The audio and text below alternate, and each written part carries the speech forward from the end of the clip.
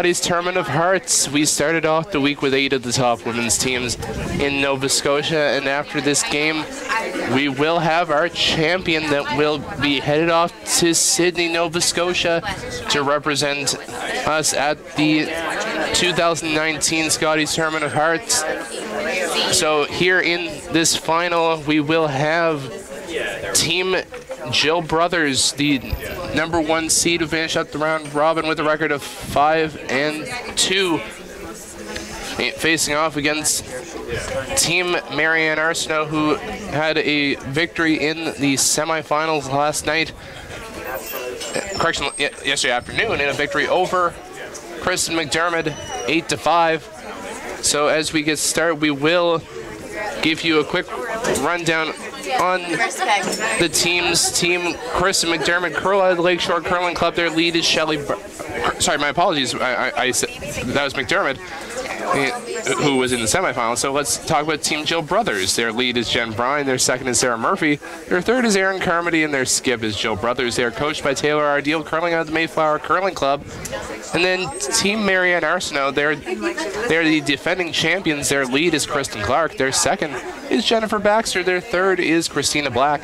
And their skip is Marianne Arsenault. And by virtue of their first place standing in the round robin, Jill Brothers will have the last rock in this championship final, first and playing the Yellowstone. So as we get started, Selena, a few opening thoughts as we get started. This should be a great match between two great teams here in Nova Scotia.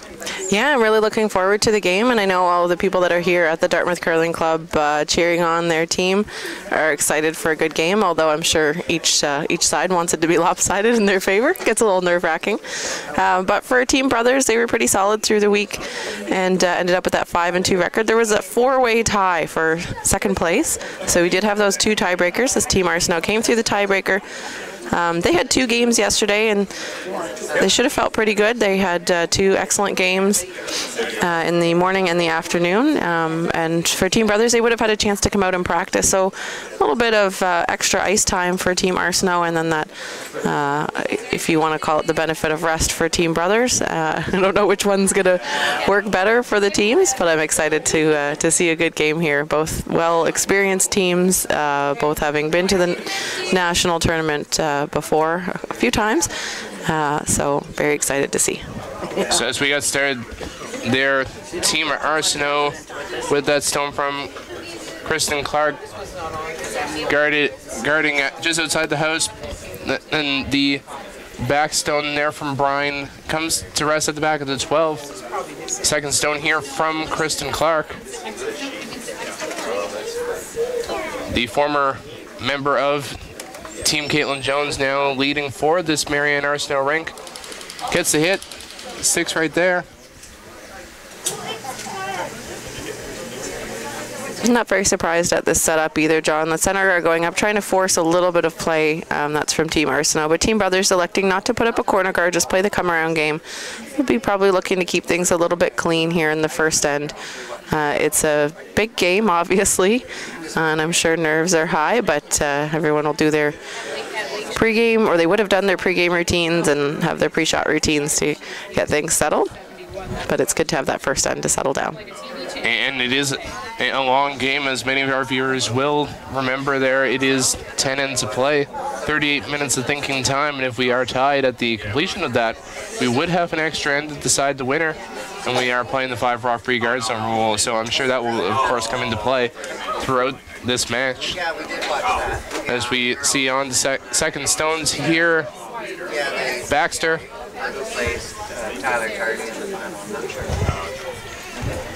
Just heavy there from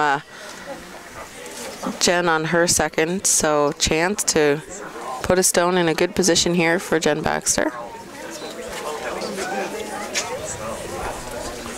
Looks like this one's going to come a little bit deep as well.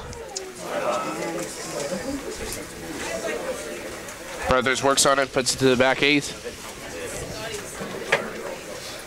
Both teams had a practice before the game, but of course things still change since the practice, so that may be part of the reason. A couple deep stones here. Sarah Murphy, I'll try and clear off the guard, so this is heading toward that clean first end attempt. See if they can roll the shooter on. Doesn't look like it will, just a little too flat. You will, eh? What's that 5 spot? What? What with that 5 spot? So, of course, both teams will be playing especially hard, of course, to win this game. But one thing that we did talk about during one of the previous broadcasts was that you'll probably see Christina Black will be especially looking for an opportunity to win this, as this would give her the opportunity to get to compete at the National Scotties in her hometown of Sydney. That should give a little bit of extra motivation. Like, what did you anticipate? Absolutely. Baxter. Yeah, there was some good media coverage, and Christina was home and doing some shots and TV coverage for advertising for the Scotties. So she's pretty pumped to be in this game after having coming through the tiebreaker. Sarah Murphy here.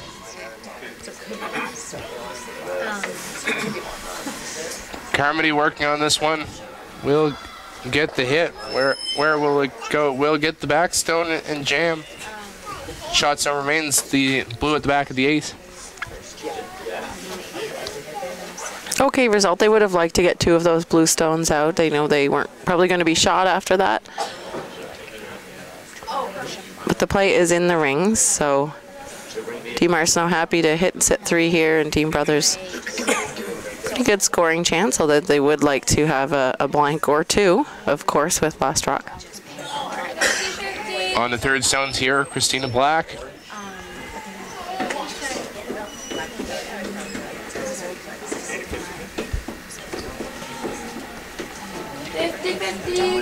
The Sydney native gets the hit here, rolls over to the side. Will it stay in? It will just roll out. I really thought that one would stay in. Pretty lively house this morning. So now things are open. Christina couldn't hit that one on the nose, of course. She had to hit it at a little bit of an angle in order not to jam on the back rocks. Right. This now opens up opportunities here for Aaron Carmody, the 3rd forward. Team Jill Brothers, unaccomplished junior skip in her own right when she curled out of Prince Edward Island, if I remember correctly. But she said she's seen situations like that. Super's working on it there, Brian. Okay. Looking for the double here. And makes it. So the shooter will roll out. She could have hit that a little thicker and maybe kept the shooter, but they'll be happy to have that clear house. So now things get pretty straightforward for the rest of this end. It's just unfortunate because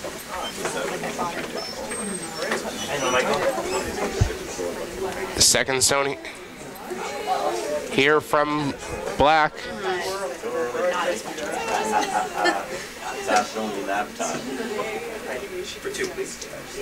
when you bought it, did you know that they were going to? And I know it was exciting there during the pre-tournament promotions there for the Scotties. They had a Junior Stars event at the Sydney Curling Club with Mark Kennedy, the Olympic gold medalist from 2010, giving some of the juniors in the air from across Nova Scotia who will be participating in that in the Scotties a little bit of tips there out on the ice out there in Sydney.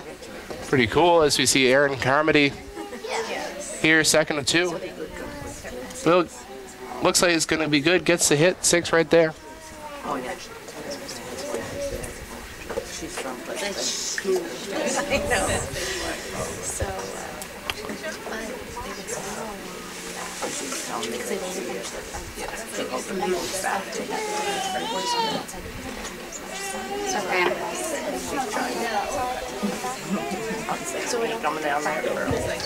okay, so hopefully. So on the skip stones, we have here Marianne Arsenault, the They've said that every time. former world champion, Canadian champion, and many appearances at the National Scotties Tournament of Hearts.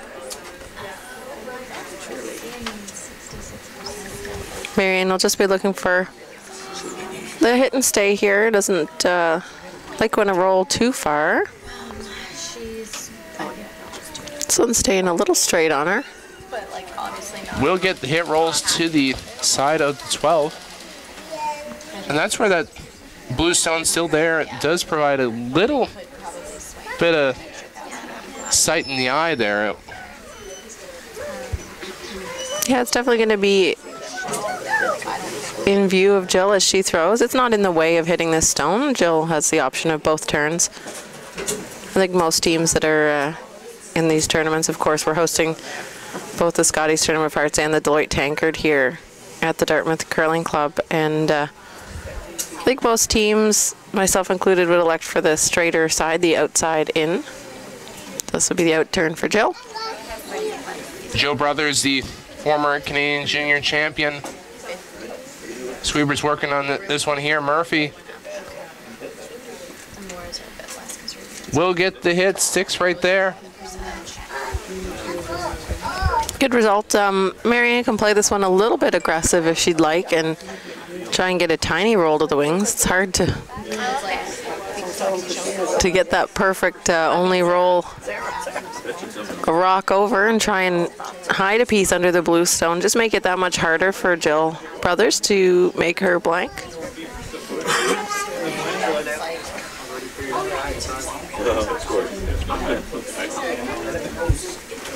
So Marion Arsenault, who will come into this event confident, having won this event 13 times.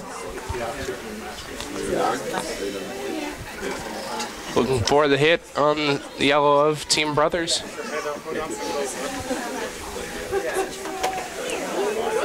Will make no mistakes, hits right there. It's pretty good, about as good as she could make that. Couldn't roll too much further and still be in the rings, so Jill will have to play at it. I don't think she can play at the wide one. She'd risk her shooter rolling out before it makes contact, so she's just going to go for the blank. She can see all she needs. It just, again, makes things feel a lot more complicated when there's another stone there in your view. And of course, a little bit that difference in the amount of curl from outside in to inside out could be interesting to see. And this is probably the first time we're seeing this path today. Teams don't get to throw every single path on the sheet in practice, so there's a little bit of guesswork, but they've played on this sheet before, and hopefully things haven't changed too much. No.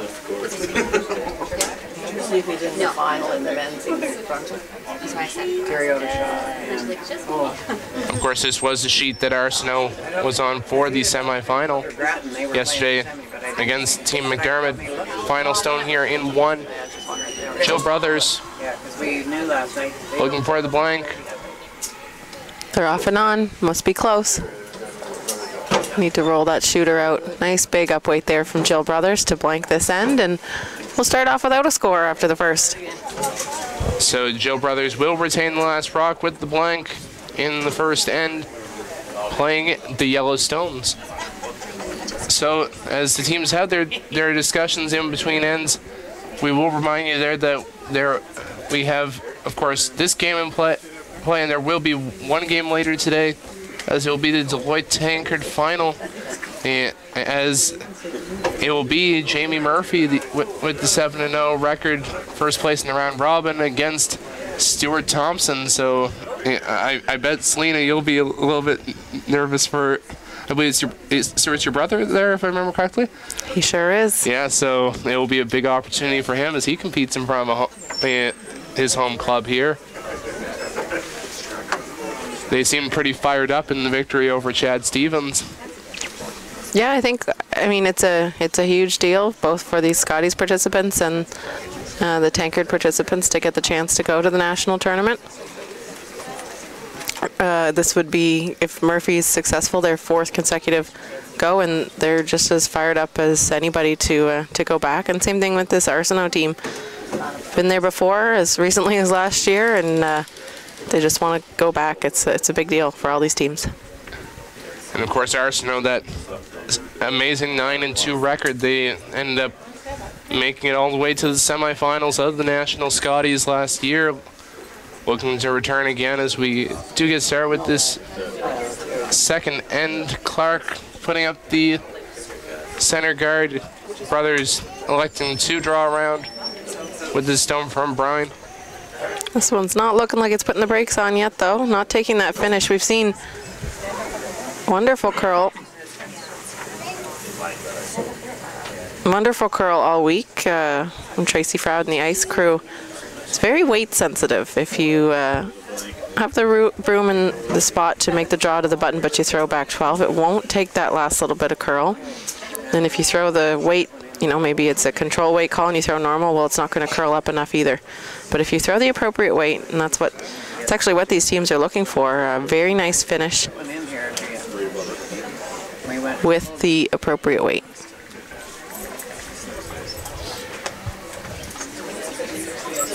And they always look like they're hanging, but then they start to finally take their nice turn. Kristen Clark looks like she's got this one here. She's taking that nice finish now.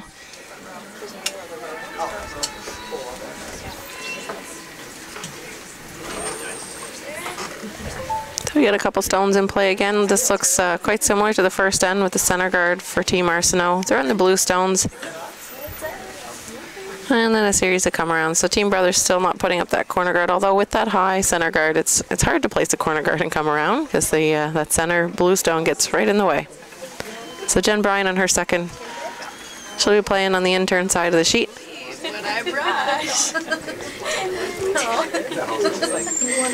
went up to though. Brian here. Carmody and Murphy on the sweep, trying to get it as far as they can go. She said she's almost in the box, but I know she works at 11. Jen took a little bit off that one, a little too much. Her first one went to the back 12 foot, but sweepers were on that almost the whole way and couldn't quite make the rings. Really good chance here for Jen Baxter to put another one in the 4 foot area. This time hopefully in the top 4 foot. But she said she's almost in the box.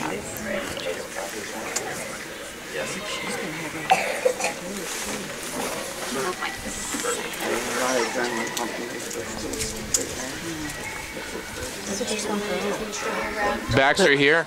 This one is curling early. Weight's not so bad. Makes me wonder if maybe she got it going or wasn't quite out to the broom. Yeah, I did for the first time. And they can get it there for second shot. So for the moment, Team Arsenault sitting 1 and 2 without hammer here early on in the second end. Yeah, but Exactly. Last time we went Canada. This was at the Yeah, so I think we haven't even. So it looks like you're gonna see Sarah Murphy They may have repeated. called on to You're right.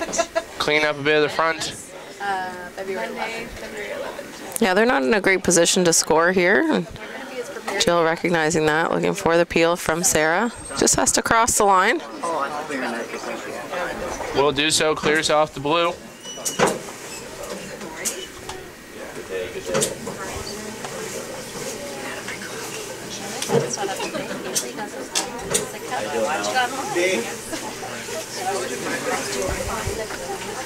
Yes.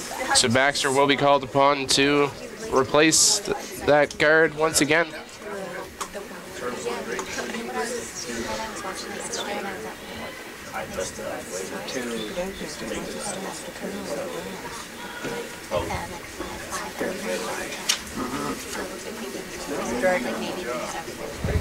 Want to get that one to the center line.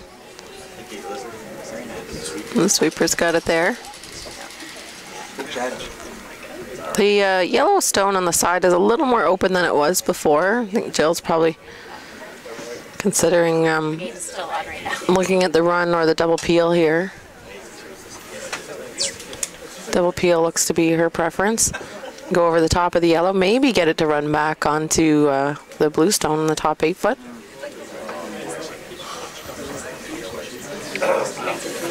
When you have an offset guard situation, it's hard to place that center guard perfectly and not leave something.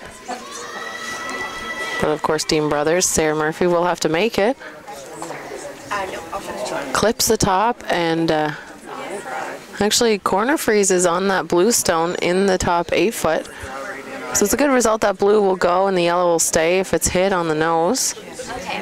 I don't think Marianne has too much of a choice but to put up another guard. They still sit 2. So exams are in each country. And this is usually like, and then are you like So sitting 1, 2, and on the third stones, Christina Black. basic? Oh, yeah. And that's what you like to do to like the job. But yeah. Sweeper's just dusting this one, waiting for the curl to try to get towards center line.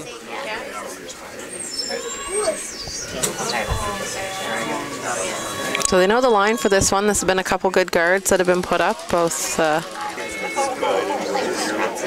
from Jen and from Christina. As long as the weight's okay, they can wait for it to start to curl, and then of course they put that inside sweeper on the push stroke, trying to get that last little bit of finish out of the rock. His mom was not happy because they were like backcountry skiers. Aaron Carmody's up. On the body, and like if something happens to them, it's just they're in the middle of nowhere. This will just peel the top one. I haven't heard otherwise. We'll get the top. Blue rolls over and out.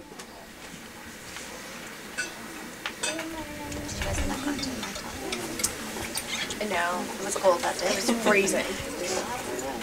But you know what? When we got there was no wind. It was just blue sky, sun, and no wind. So like the -20 was. They're making things fairly uncomplicated here, just with the guards and the peels, but of course with Arsenault sitting the 2, Team Brothers will have to make a decision when they want to make a move. Usually you'll get the team to wait for the most improperly placed guard, or the easiest one to run back. Now this one's a little tighter to the rings, so it could mean that they could play a run back in that case, although this one is lined straight up. They're also looking at drawing into the 4-foot area. The second stone of this end from Carmody, the former Scotties silver medalist from the 2010 event when she played alongside Kathy O'Rourke. They made the final, coming up just short against Jennifer Jones.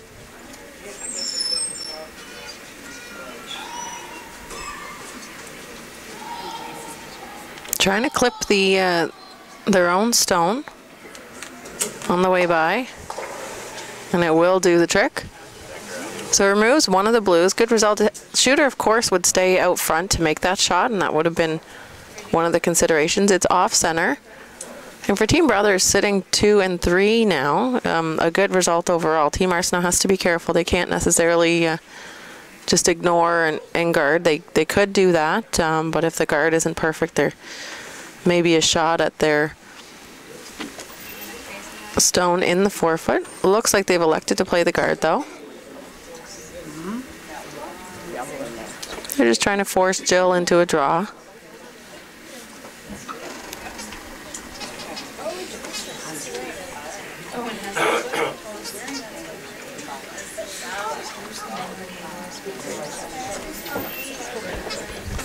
So Arsenault going through her usual routine that she's been all event. Just looking for the guard. You can go up the, which week? The 15th? Yeah, Saturday, Sunday, because Monday's a holiday. Oh, Monday's a holiday. Sweet. Right, I forgot about that. So I am off those days, actually. I have a wine tasting on Saturday night. Clark and Baxter just dusting it here. Because there's games. Are you just staying somewhere? They want this one to stop curling, stop moving, and then we'll come up with a tight guard. So Jill's going to play in. We're down to skip stones, of course. Marianne has 1 left, Jill with 2. Do you have enough people?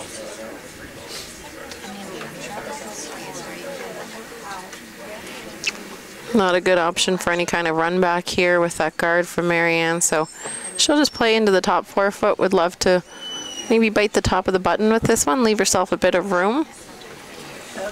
And if she can bury the stone, we'll have a good chance at scoring and perhaps scoring 2. Okay. Yeah, for sure. Yeah. It's like it's so much fun to see this here. On to Jill Brothers here.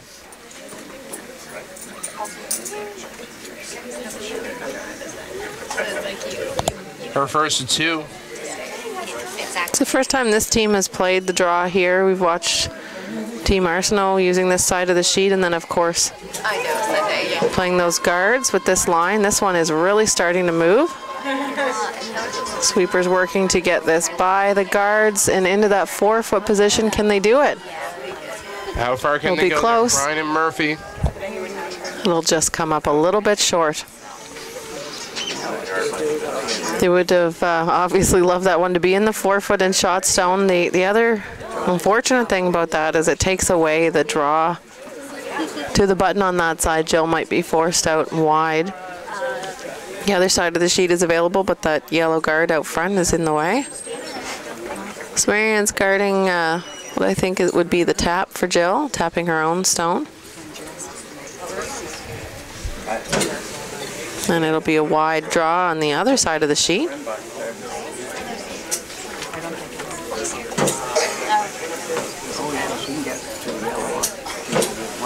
So big opportunity here for Arsenault to put the pressure on. You can run that in my card. You can run that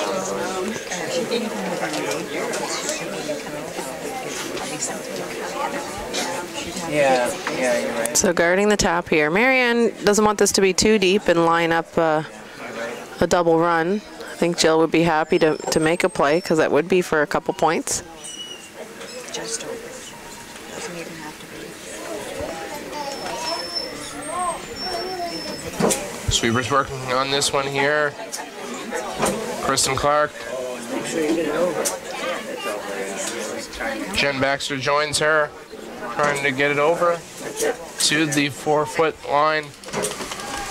So that'll successfully block that tap. Jill, no choice but to go over to the other side of the sheet. This is where her lead, Jen Bryan, was throwing draws. So should be somewhat familiar, but a slightly different path. This is a little wider. Arsenault sitting the 1.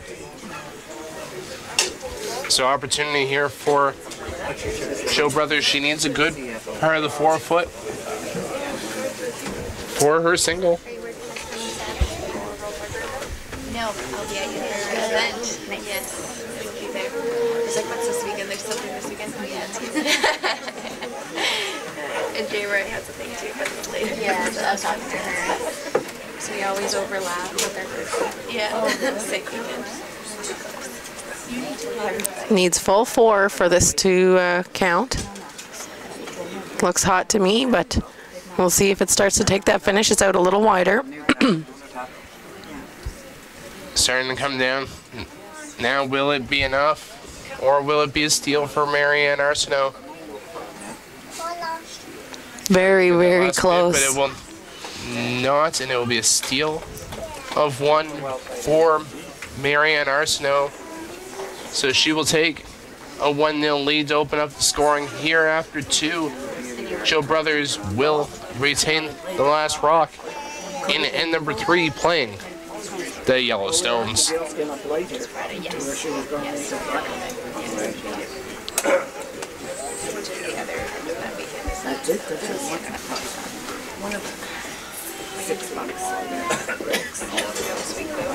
Good end to watch there. We saw a lot more stones in play.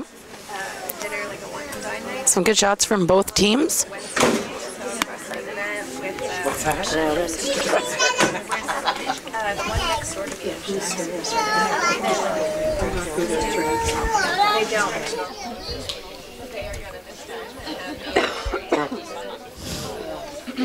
And as we get started here with this,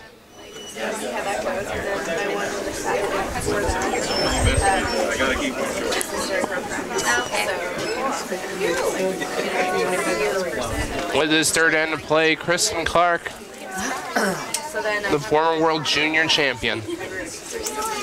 Gets us started here for Team Arsenault.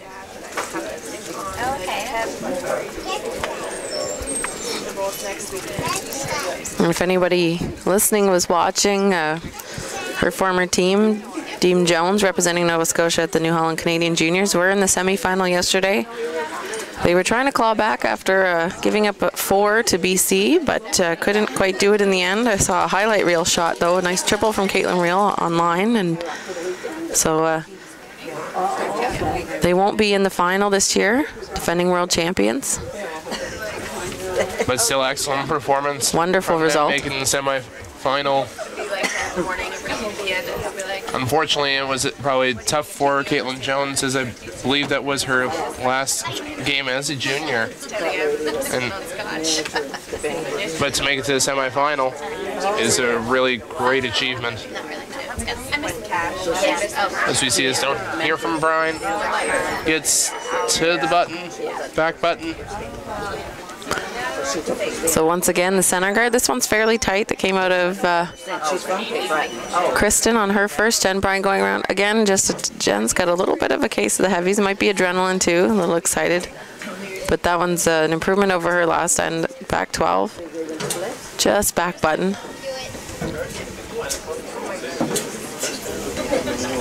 It's so hard to place those perfectly. A rock lighter would be great. Kristen Clark will try and freeze down onto it. Come on, right on it. Freeze off. Good shot. And she will. Just a little tap. That shooter will stay top button.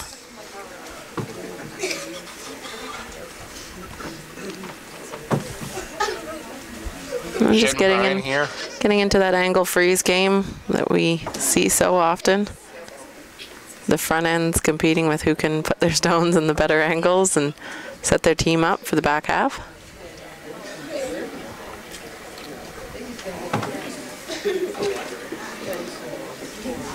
It's really important the sweepers communicate the weight as well, because the line will look similar a large portion of the way down the sheet, regardless of the weight, but the line can be called appropriately if the weight is judged. And there's a good one there from Jen.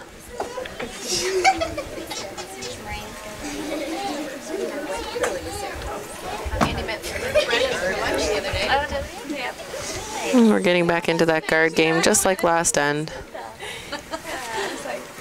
A little bit of a different setup though, with 2 yellows in the 4-foot area, blue shot stone. Oh my god, she's so cute. The snaps. I still think like she was like when we were over there, anything like soft. She just like soft. She's like, so that's like this, because you don't have, like, obviously don't have a blanket in there. So even if like this was on the floor, she would just like be like. That guard coming a little deeper than they would have wanted. Leaves the double peel available. You like soft things.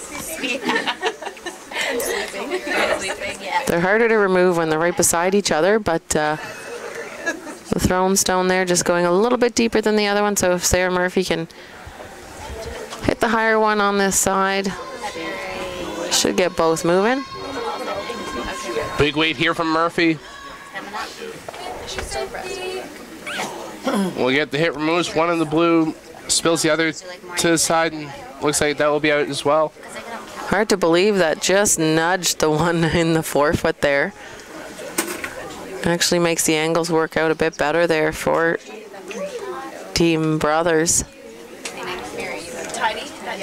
The blue Arsenault stone remains shot, but it's a little bit vulnerable if anything were to be raised onto it. So that's the reason that Marianne is asking Jen to throw the hit.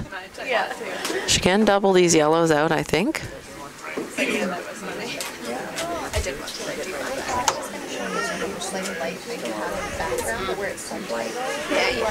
Big weight from Baxter.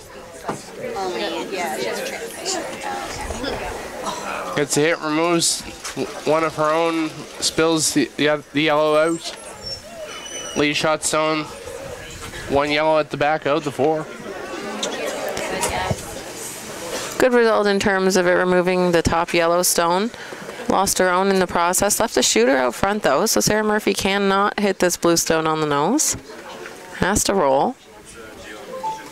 There is one yellow stone on from the thrower's side, the left side of the guard area. Not really guarding any part of the house, but again, we talked about that visual impact.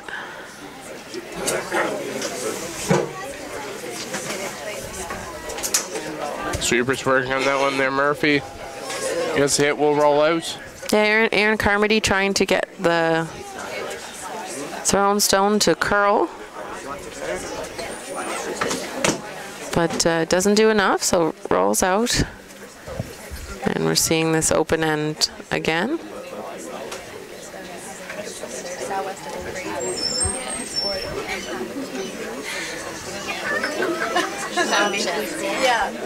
Third stones here, Christina Black.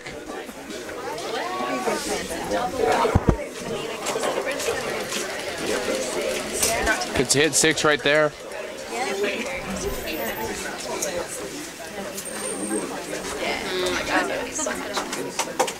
Okay, so I'll get back to you on that weekend. See if I can talk to it for sure.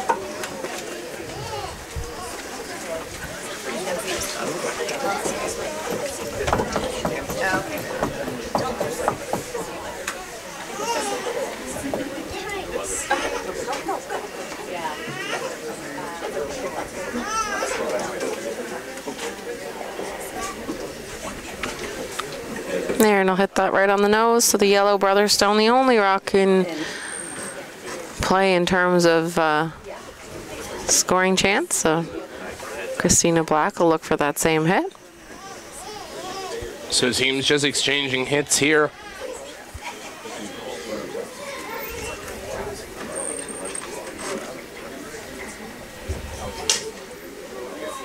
Clark working on this one.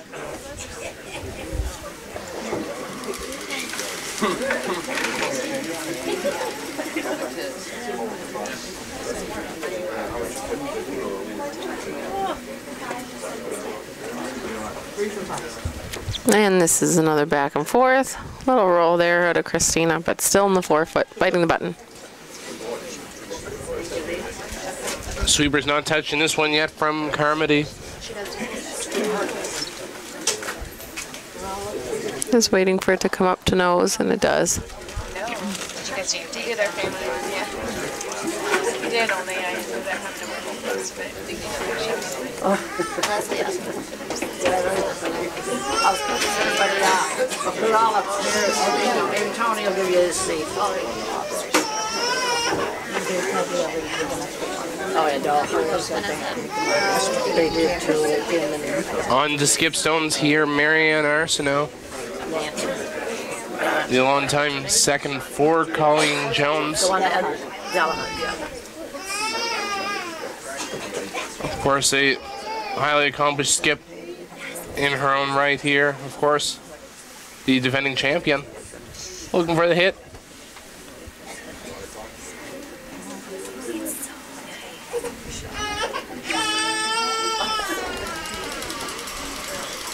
Looks like both teams know the ice for these hits.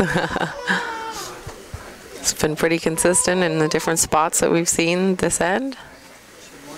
And you would definitely expect that there, really, because both Team Brothers and Team Arsenault are such strong players at playing those hits in all areas of the ice that it seems they'd practically know it off by heart.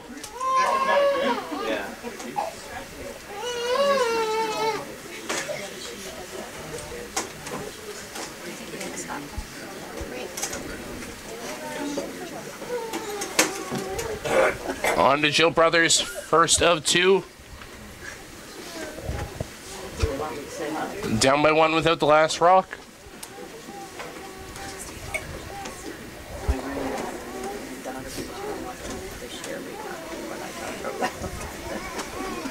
Hi, Kelly and Emma.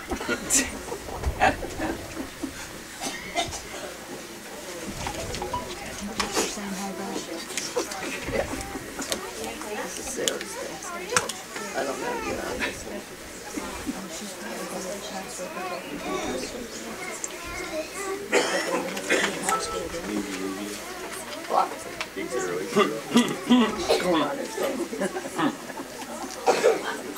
That's something I'm just saying bad, something bad about me.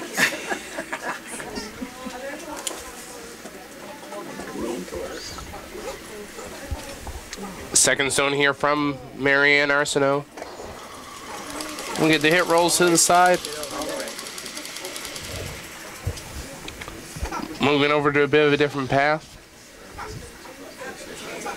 Yep, Jill's tightened up the ice on this compared to the others, but she's going to be throwing more weight, and the sweepers will be able to control it. This will be for the blank attempt.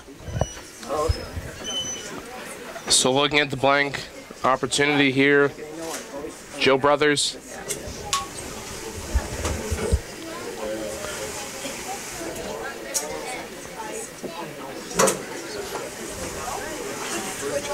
She last was in the Scotties in 2016, looking to return.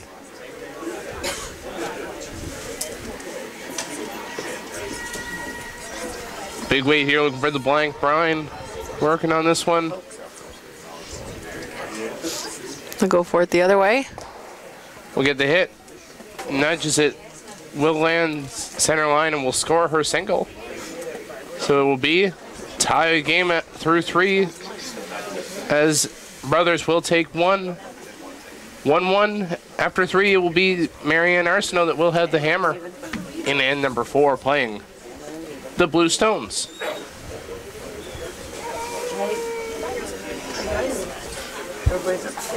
And great to see such a packed house here at the Dartmouth Curling Club. If you are in the area, come on down and watch some of the action. We will have the final for the Deloitte Tankard coming up at 2 p.m.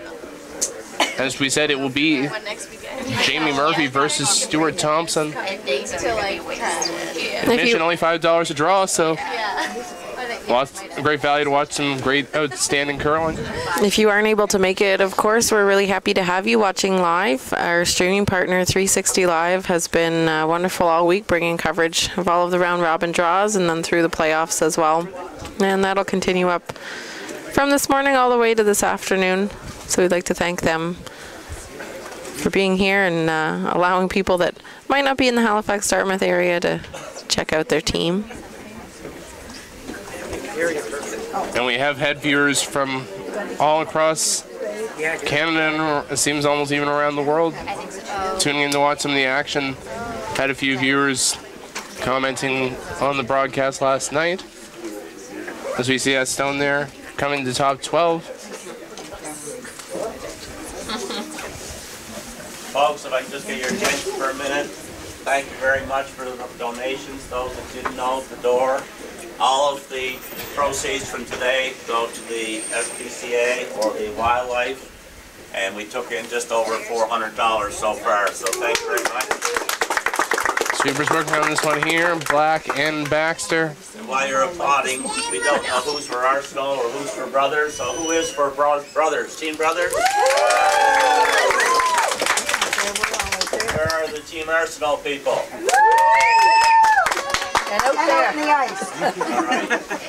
And the hole upstairs.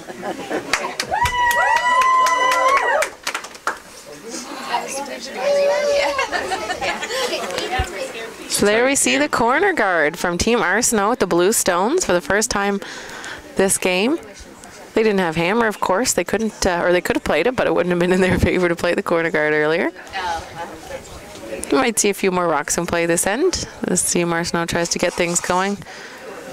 Top 12 stone from Jen Bryan, just trying to come around her own, but that came up a little bit light, just rubbed off the side. What night? They said on the Friday. Are you guys coming out on Friday? No, Saturday morning. The schedule's at Nova Scotia only when they're posting. Yeah. So I think the game's at like 3 on Saturday or 2 or something. So it's like we don't have to like, you know, rush to get there. Here goes Kristen Clark looking for that corner guard come around. Not picking up the curl quite yet. So it will be Christina Black trying to get that finish, that last bit of curl. I don't know if it got fully under the guard, but great weight out of Kristen. Looks like it will be enough to be slightly open, so opportunity for Joe Brothers to call on Sarah Murphy to play on down to it.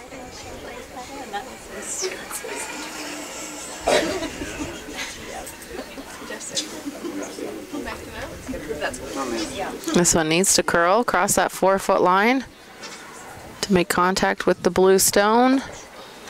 She won't keep the shooter though.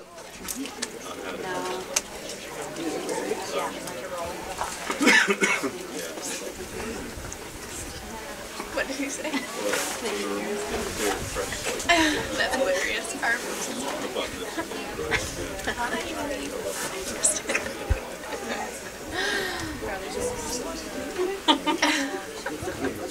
So here's the come around again, this time from Jen Baxter.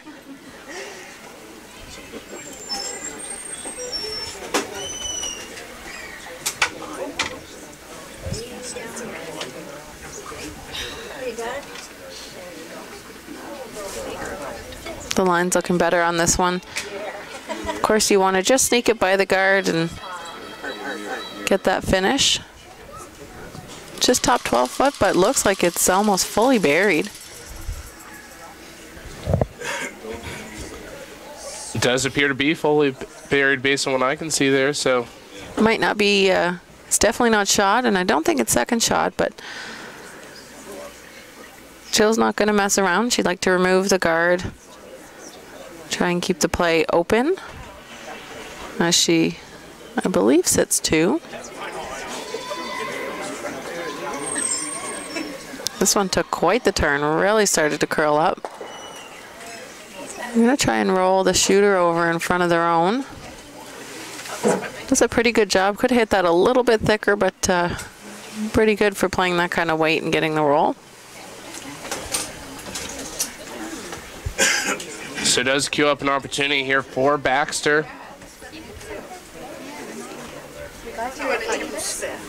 Just play down to it and potentially remove a few of those yellow stones of Team Brothers. How's the drag?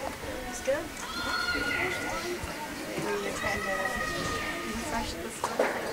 We'll get the hit stick right there. Again, Joe look to see who's shot and second shot. Looks to be still yellow. Hard to hit that blue stone without moving the yellow, so she's going to elect to hit the other blue stone. That might be third shot.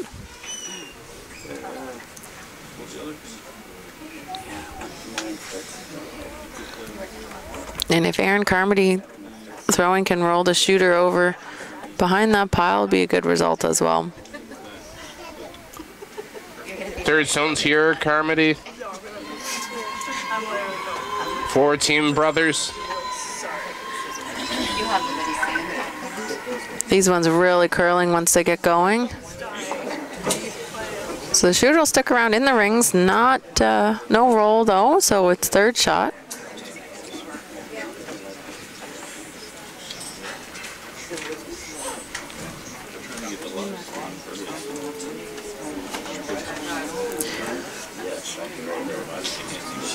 So this looks like a hit for Christina Black, playing probably a little bit of a softer weight hit in order to keep both blues around. Redirect the blue onto the yellow stone, the yellow shot stone, and she hits this at enough of an angle, can keep her shooter and keep the raised blue stone around. They're sweeping this for line, but really straightened up. Both blues will spin into the rings. Yellow off to the side. Still in, but blue sits 2 at this point. Great shot. So sitting 2 is Marianne Arsenault. Opportunity to set up a multiple point end here with the separation that they do have.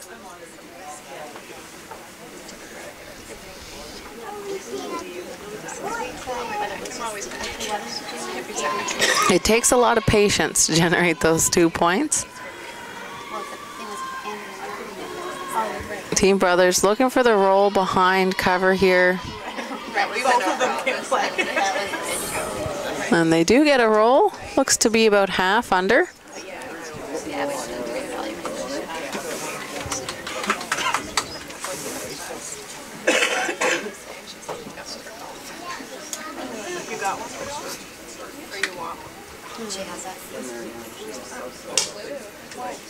Both teams playing very well today.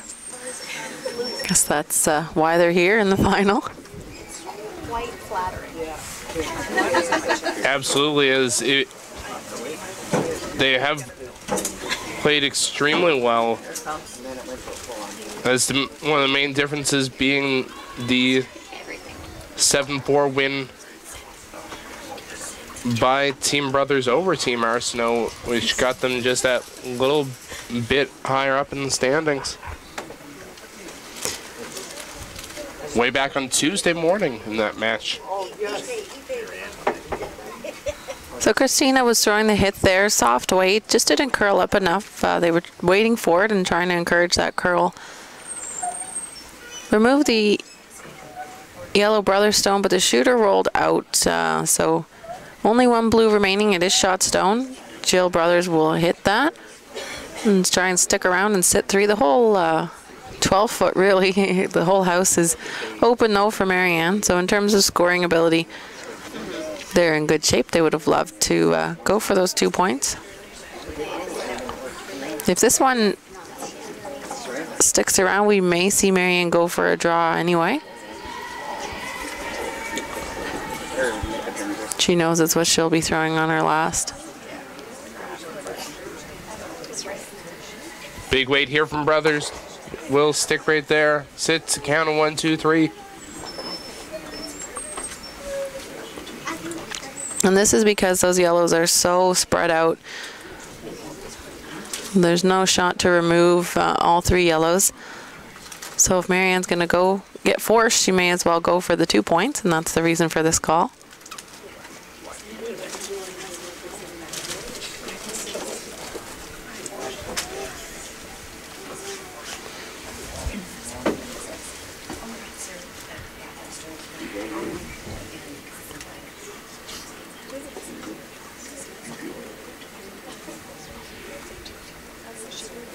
So big opportunity here.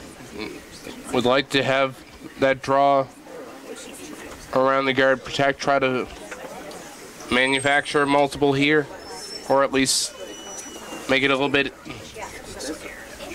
more difficult to force. Like for Brothers to force. They're going to want this high of the tee line, but it's important for it to get buried. So if it's going to go deep, they're going to want to sweep it to bury. This one is not finishing, though.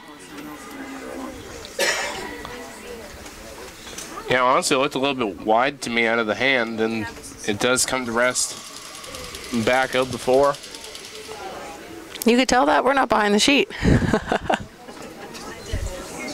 Well, just simply, you know, where she came out, it did look a little bit further out compared to what we've been seeing from similar types of shots earlier in the tournament. Great weight, though. Sits on the tee line, just behind the tee line. Jill will hit, and I suspect they'll be calling for the slight roll behind the yellow stone that is not in, but very tight to the house. So this shot should leave Brothers sitting 4. Will force the draw out of Marianne.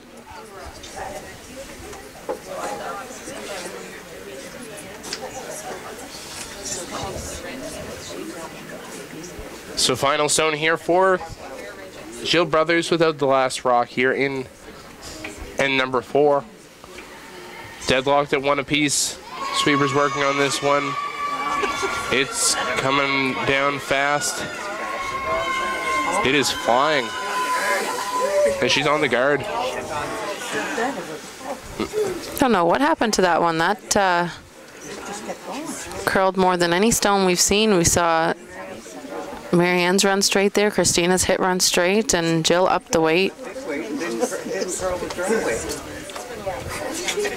And honestly, that's different than really any of the shots like that we've seen all week. But opportunity here for Marianne Arsenault to take advantage and try to score her deuce. Yeah, that'll be a big disappointment for Team Brothers, of course. Having a chance to sit 4 and putting a lot of pressure on Marianne to make a good draw. And then just to wreck on the guard. Actually just ticked it enough to bump it in. So there's 4 yellows around that 12-foot. But the shot stone remains Team Arsenault, and they are throwing for 2. So as you say, Selena, all she needs is full 12 for her 2. Sweeper's just dusting it off now. And she can use her own stone as backing. And will do so to score her deuce. It will be a 3-1 lead for Team Arsenault after 4. Team Jill Brothers will have the hammer in end number 5, playing the yellow stones.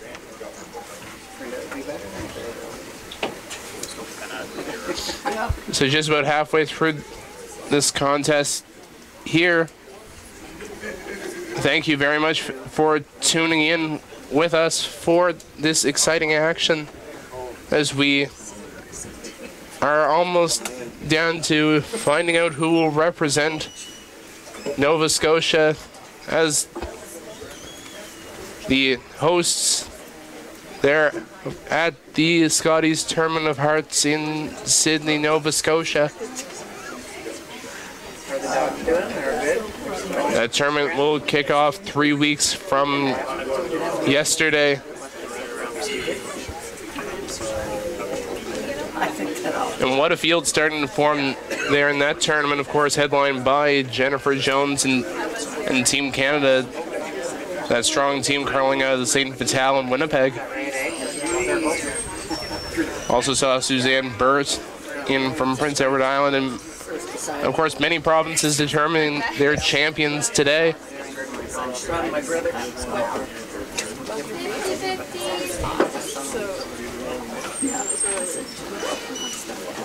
At the conclusion of this end, we'll have a 5-minute break, the halfway point. Teams will regroup. I think we'll see an even more exciting back half. Depends on what happens in this end, of course, too. But with that 2 points after 4, Team Brothers really is going to want to look to generate their own multiple point score. They were trying that on the first couple ends, but ended up with the steal in the second from Arsenault, and then trying to blank the third. Took the single. And no guard up here in the 5th, so looks pretty clear. Team Brothers isn't wanting to score here, just keep things open and push through to that break, get the hammer at 6. Yeah, it looks like, as you say, they're looking very likely at the possibility of the blank end.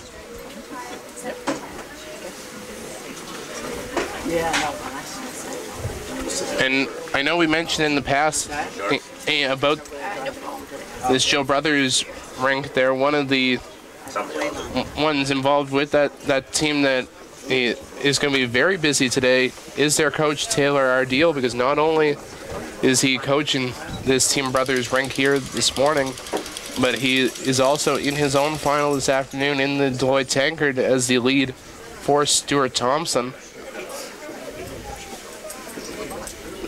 So what a day it could be for him. He could potentially get to coach this team to a victory should they come back from this deficit, and then potentially have a chance to win and send him off to the Tim Hortons Brier with his own team, Team Thompson. So a few more rocks coming into play. Blue of Team Marianne Arsenault at the back of the 4, corner guard up from Team Brothers. They'll call on Jen Baxter to come around. So they surprised me a little bit. I've because of you mentioned my brother playing the final there. I got 2 brothers that have been in this tournament, so arguably I've watched a few more of the men's games. And I tend to see the corner guard go up on the first opportunity for the team with hammer. but I've seen it more on the women's side with the first stone for the team with hammer being played just like what we had here, where Jen Bryan peeled out the stone in the rings, hit the stone in the rings, and then played the corner guard on the second shot. And the reason for that would be to reduce, so the team without hammer would be playing up the center line, and so that reduces one of those stones. Instead of 3 up the center line, they only get 2, and the 1 corner guard still stays, of course, due to the 5 rock rule. But it's funny, I noticed that on the women's, a couple of the women's games, and it seems to be what's happening, and certainly wasn't noticing as much in the men's games. So this brothers team following suit has the corner guard, but of course Team Arsenault won in the back forefoot. Marianne could peel here, but looking for Jen Baxter to put this in a top house position, and trying to put even more pressure on this brothers team.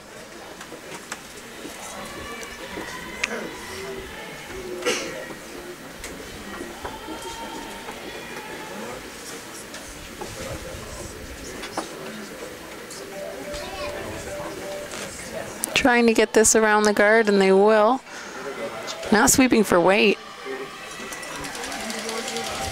Yeah. Wow. Great throw. It's really hard to bury a stone around a tight guard like that.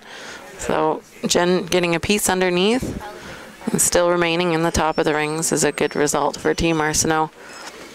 Now this is the run back for Sarah Murphy.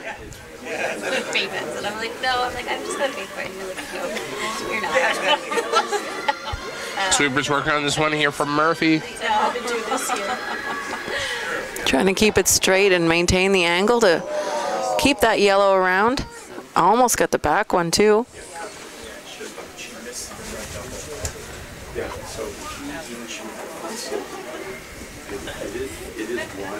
Seen some good up-weight shots from Sarah Murphy today. Ever so slightly missing the bonus shot, I'll call it.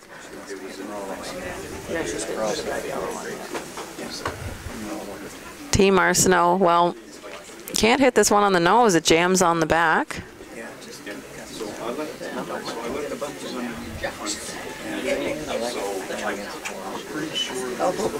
Good morning, ladies and gentlemen. Sweeper's working on this one Last time here. this week, I'm going to make this announcement. Tracy and Matt, stop making fun of me. I'm just telling you right now. Anyways, the girls are in the 5th end. We'll get to the nose. So if you wouldn't mind leaving the washrooms at this end The of the shot building where I'm stone at. belongs now to Team Brothers. The men and the ladies washroom for them to come in and out, and then off you go. Thank you. So the jam happened. It would be great for Team Brothers if they could roll underneath those two. It might mean if they only roll a tiny bit, jamming on the back, but it would open things up. There's washrooms upstairs. Thank you.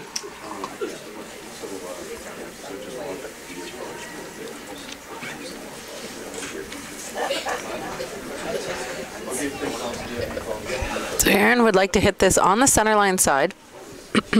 Roll the shooter under the 2 yellow stones that sit out front, tight guards. Sweeper's waiting on this one here from Carmody. Murphy now jumps in.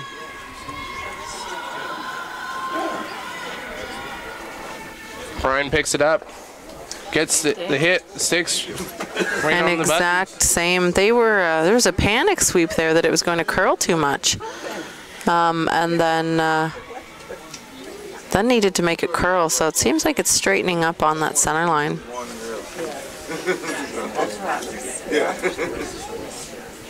So Team Arsenault, they had the jam, but they got it right back from Team Brothers. So Arsenault now shot on the button. I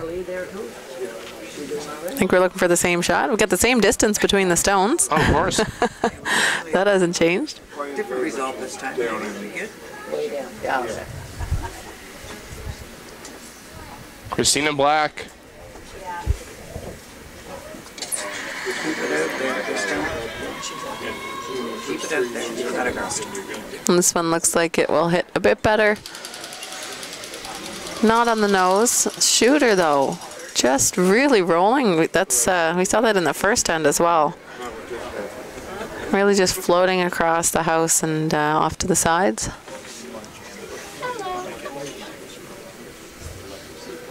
I didn't see the indication here if Erin's playing the hit or a tap on her own. Looks like a tap. Gonna wait. Soft weight. Oh, soft weight on the shot stone. Trying to roll over behind the guards. But again, this one really straightening up on that center line. Hits the hit, 6 right there.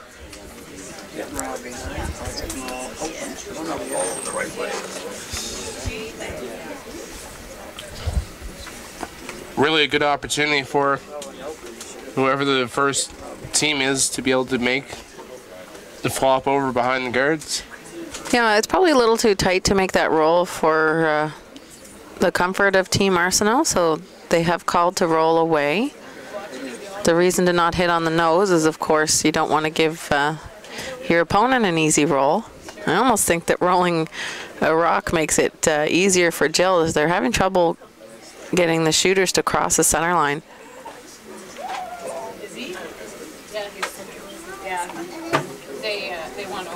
So rolling over to the side 8 foot would be helpful here for the Arsenault rink. Super's working on this one here, Clark.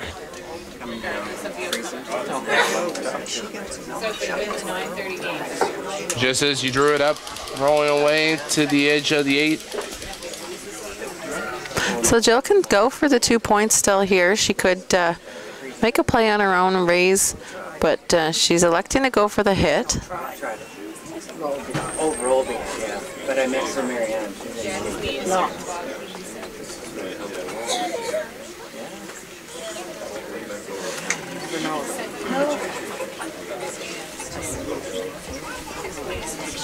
Yeah.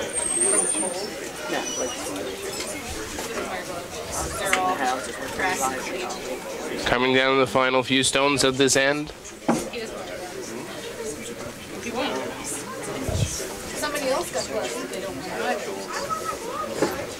And Jill will want to stay right there, force the hit out of Marianne, and then get a blank out of this end. They were trying to generate those 2 points, just weren't able to get those rolls.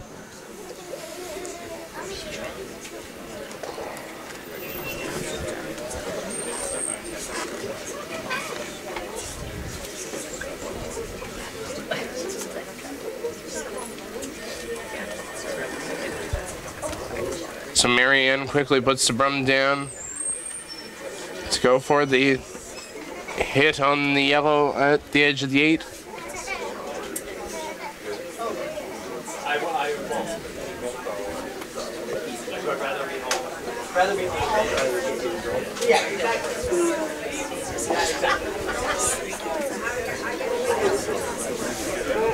Final stone for her without the last rock.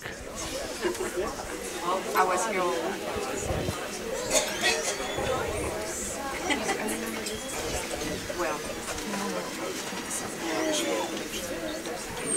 You just need to make contact. Don't really want to roll out. I don't think there's a split. There may be on the yellows, so to stick around is good.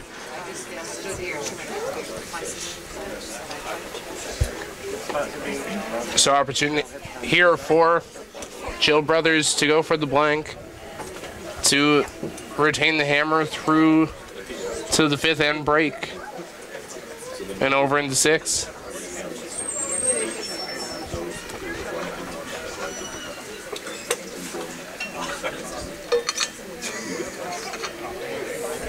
Final stone here, facing the lone Marianne Arsenault stone. Murphy working on this one here. Gets a hit, rolls out, and it'll be a blank end to retain the last rock through 5 ends of play. So we'll head to the 5th end break with Arsenault leading 3-1 We'll be back in about 5 minutes. You're watching the 2019 Nova Scotia Scotties Tournament of Hearts here live from the Dartmouth Curling Club.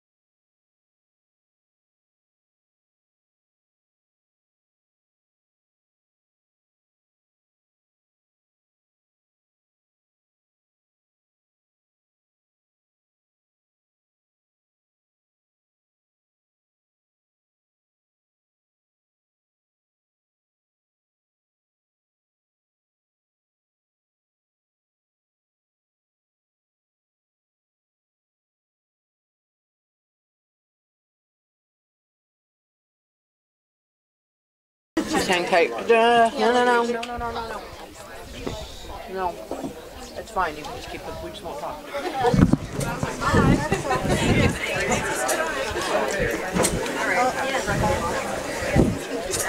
And ladies and gentlemen, welcome back to continuing coverage of the 2019 Nova Scotia Scotties Tournament of Hearts. So with a blank in end number 5, Marianne Arsenault holds a 3-1 lead through the halfway point in this matchup over Jill Brothers. In the 6th end, it will be Team Brothers with the last rock in this end, playing the Yellowstones. As we get started once again with action here, we'll just remind you there of the teams. Team Brothers lead Jen Bryan, second Sarah Murphy, third Erin Carmody, and skip Jill Brothers. Team Arsenault, their lead is Kristen Clark, their second is Jen Baxter, their third is Christina Black, and their skip is Marianne Arsenault. So as we get started with the second half, there's Selena, a few thoughts about how the first half went. Looks like it's been a good game so far between both of them, but it seems a slight edge to the defending champion, Team Arsenault. Yep, I think overall that's a good comment. Really well played from both teams in the first half, and it's been a pleasure to watch some excellent shots being made. The difference really, I think, is a little bit of setup in the front end, and I don't want to be picking on players, but just a little bit of a better setup from Team Arsenault, I think, is leading to a little bit of an advantage, and I'm not even going to call it that 2 points. It was actually the steal that did it more. The 2 points was just a miss out of the last stone from Jill. So I think that's setting up the difference, but looking forward to a great back half with even more rocks in play. Of course, that's what the viewers like to see, or at least the more unbiased viewers, I think, for the two team supporters. They wanted a little more straightforward, but teams don't want to let that happen to each other. As we get started with this 6th end, we see 2 stones belonging to Kristen Clark at Team Arsenault. Sitting in for shot stone.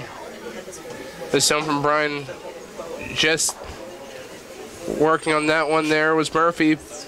Removes 1 blue.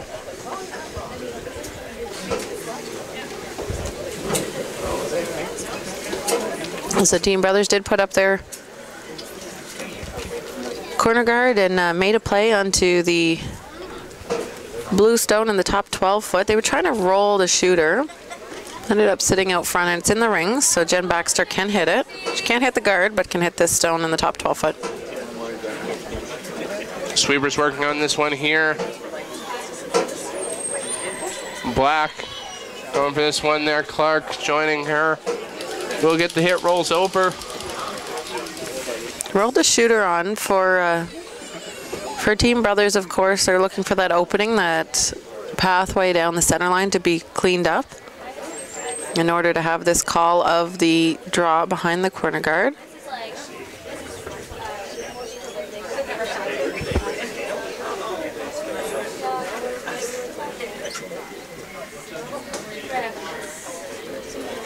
Last call for 50-50. Sarah Murphy here.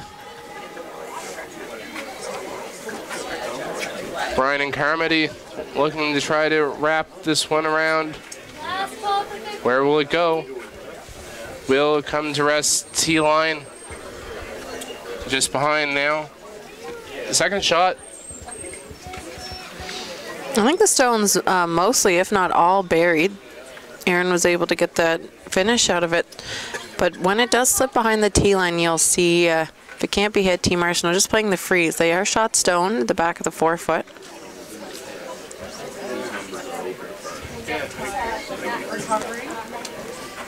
They could have played a peel as well. Maybe even rolled the shooter in the rings, knowing Team Brothers would have to hit the shot stone or play another corner guard and maybe give themselves a chance. Sweeper's working on this one here. And they won't get this by. Trying to roll the shooter in now, though. So corner guard's left out front, and that yellow stone at the back 8 foot doesn't look like it can be accessed. There might be a hole to get through Jill's not loving that stone out front. It's very raisable. Could be used as a run back. And the bonus of this shot, Sarah Murphy being called to remove it, she could clip the stone in the back 4 foot, the shot stone.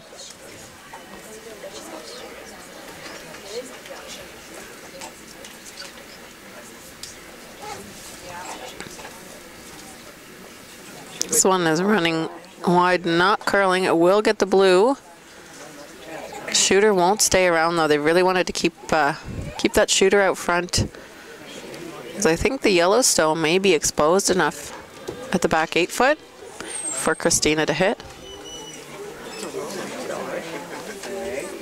So we saw the freeze previously, or the freeze attempt previously. Tick the guard over, and now that yellow stone is available.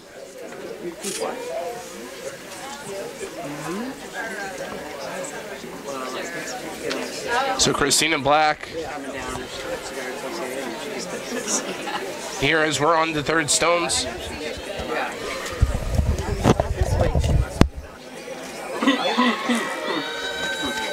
She's fine.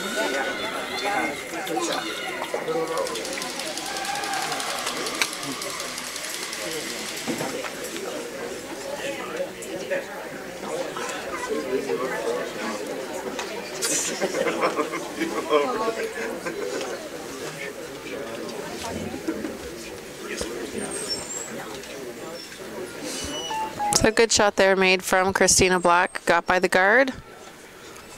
Stuck the shooter on the 4 foot. Still behind the tee line though. So we could see Aaron freeze down to it. 3 stones in the rings. I always start to think, well, it might not have a blank happen here. They're looking at maybe running back their own guard, trying to clean things up. But I think for Team Brothers, they really, you know, it's important to go for the 2 points here. Oh, yeah.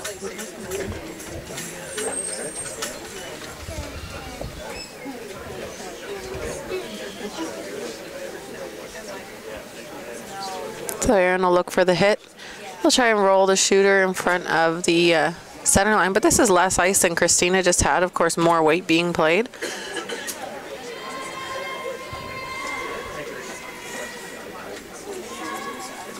They're going early on this one though, the whole way, Jen Bryan. Really pushing here for it. Now plan B, get the flop under the guard. That stays out front. I think that's a good result. Hard to ignore for Team Arsenault. It's in scoring position, not shot stone. The Arsenault stone at the back 4 remains shot. Talking about the run back, or the freeze. The freeze is tough. You have to make it, but we saw it against Team McDermott yesterday. It was Marianne Arsenault throwing and really forced into a freeze position and made it.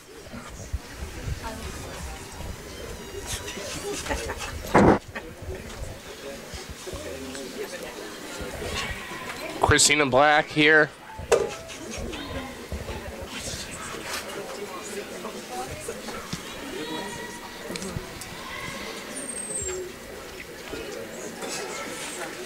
Sweepers working on it here, Baxter and Clark. They get it by the top one, and they get shot out of this too.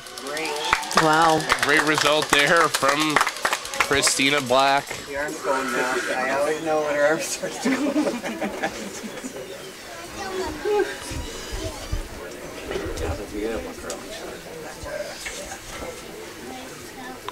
I don't think Christina could have made that much better. It was a good team shot with the sweepers working to get it there as well, just by the guard, and had the chance of over curling too.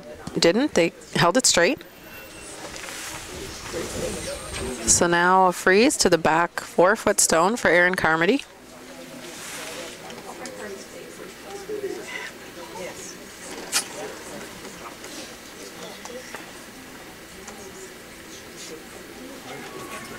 It's a big shot here for Carmody, the former 4-stone thrower for her team from Prince Edward Island that made the final Oh, the Scotties back in 2010 now playing with this Jill Brothers rank. Really working hard on this one. Here is Brian and Murphy. So close on the weight, just a couple feet light. Leaves the opportunity for Marianne to hit and stay. Might remove her back stone in the process.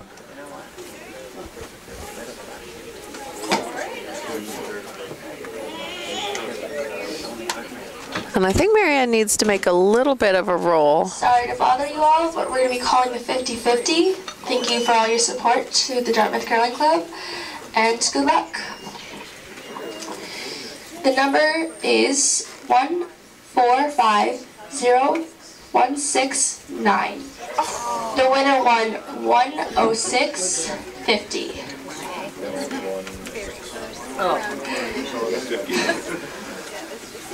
The number was 1450-169.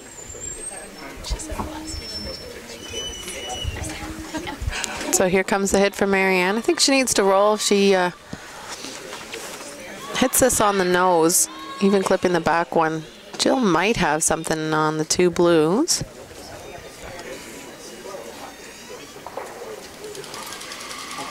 Gets the hit, rolls over and out to just outside the back of the 12.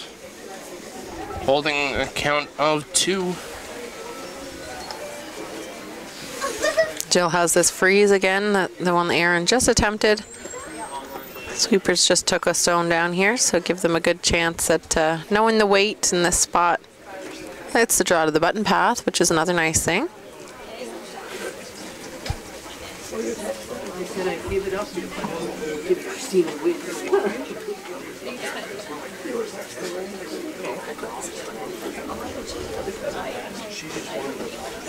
She won.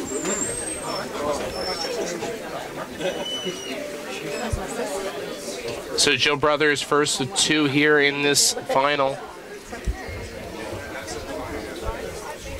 The 6th end for her down by 2. Sweepers working on this there. Brian and Murphy needs it to come down. Will it go? It will get to the nose. It will sit for shot stone. Pretty good. Not completely freeze. There's a little bit of air. Sweepers had to go for line. Aaron was calling them on. And that was about the best they could do with the weight. A little bit of sweeping and tiny bump. Marianne, she's going to play the hit. She hit this with a ton of weight. Try and chip the yellow sideways. It's, of course, going to redirect off the blue stone. Her shooter will roll out.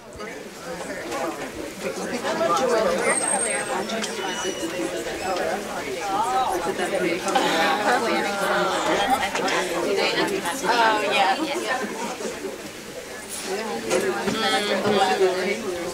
I bet.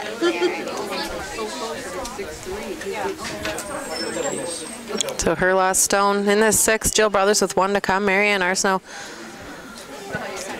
throwing peel weight, trying to remove this yellow frozen stone from play. Almost. Really? Sweepers working on this one here, Clark. Keep it on this side. Going for it. Will get the yellow moving, and it will be shot stone belonging to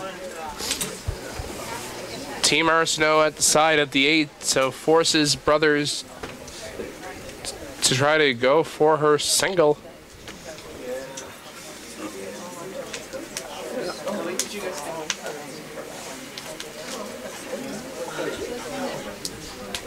Now really feel like a little victory for Marianne as she'll regain the hammer. Up by 1 should this go the way of just drawing for a good chunk of the 8 final stone for Jill Brothers.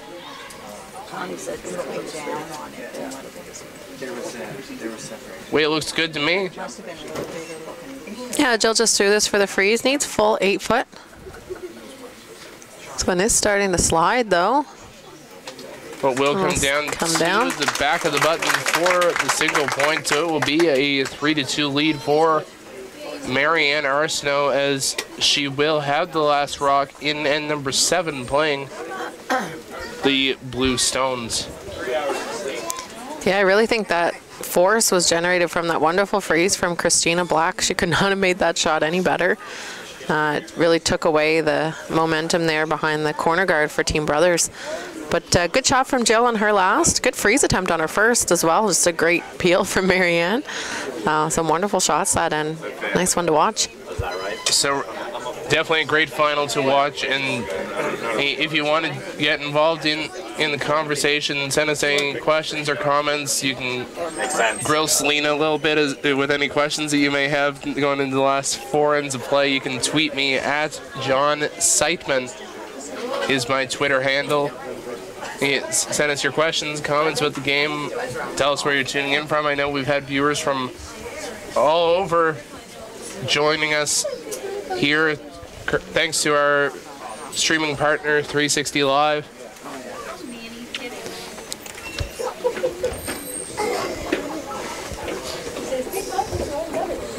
So at John Seitman, if you want to send anything off to us, and we'll try to get that in for you as we see this first Stone here center guard set up from Brian. 4 ends to go. And that's assuming no extras.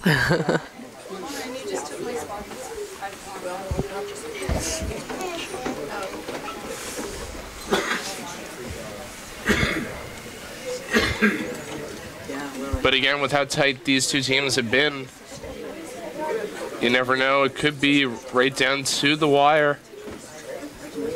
As I was saying beforehand, going into this match, that if I were a betting man, which I certainly am not, I would have predicted that this would probably be a situation where we'd be within 1 or a potential for an extra. These two teams are just so good.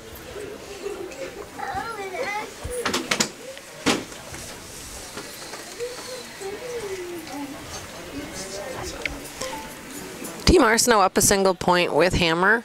We'll go for, I've seen this a lot in the past few games actually, we'll go for the easy 2 if possible. Blank's great as well to carry hammer into 8. I think for Team Brothers, a force is really important here. Of course, they'd love to steal as well. Playing into the rings on this shot, they could have also played a second center guard.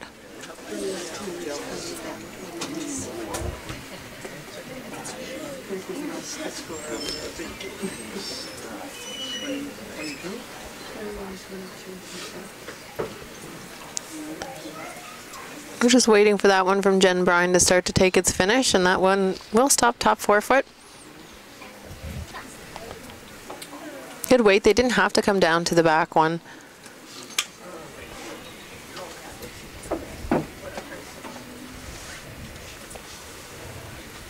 It's funny, in the semifinal yesterday, I saw a lot more tick shots from Kristen Clark. They were up 2 with hammer for 2 or more for portions of the game. We saw a lot more of that tick shot, but here's the come around call. I thought we might see that this end. Trying to keep things clean. Sweepers working on it. They are Clark and actually, my apologies, Black and Baxter. Great weight from Kristen. 8. She's a very solid thrower, has been all week. And what a transition she's really made coming up from the junior game, skipping right up to a world championship, and now transitioning well into the women's game, playing lead stones for this Marianne Arsenault rink, and really dominating at the lead position all week. I'd be drinking it.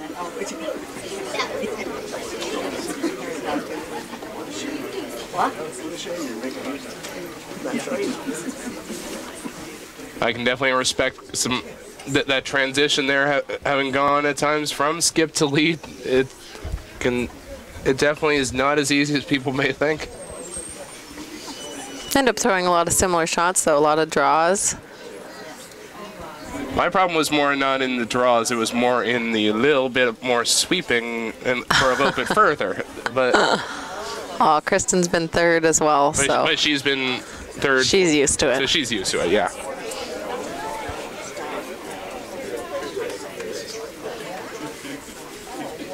That just means, I think that means skips have to get better at sweeping, so everybody stops making fun of them for it.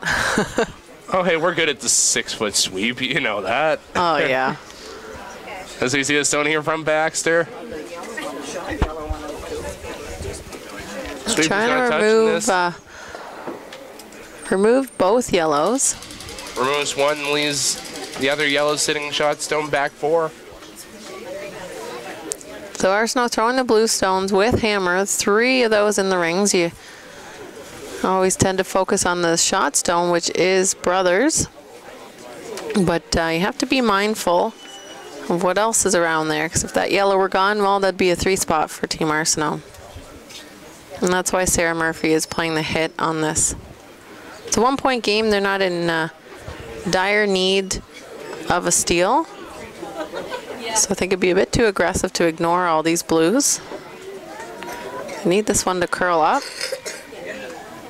Going for the roll here. And well done there from Sarah Murphy.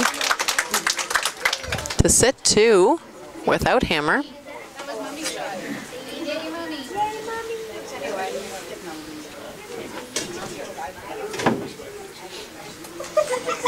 Here's the peel call for Jen Baxter. One more chance.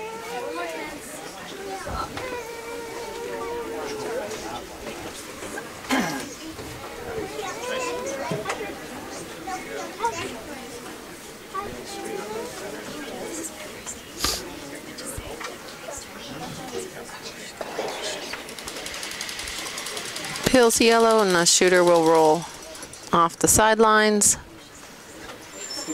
And we've got no guards in play.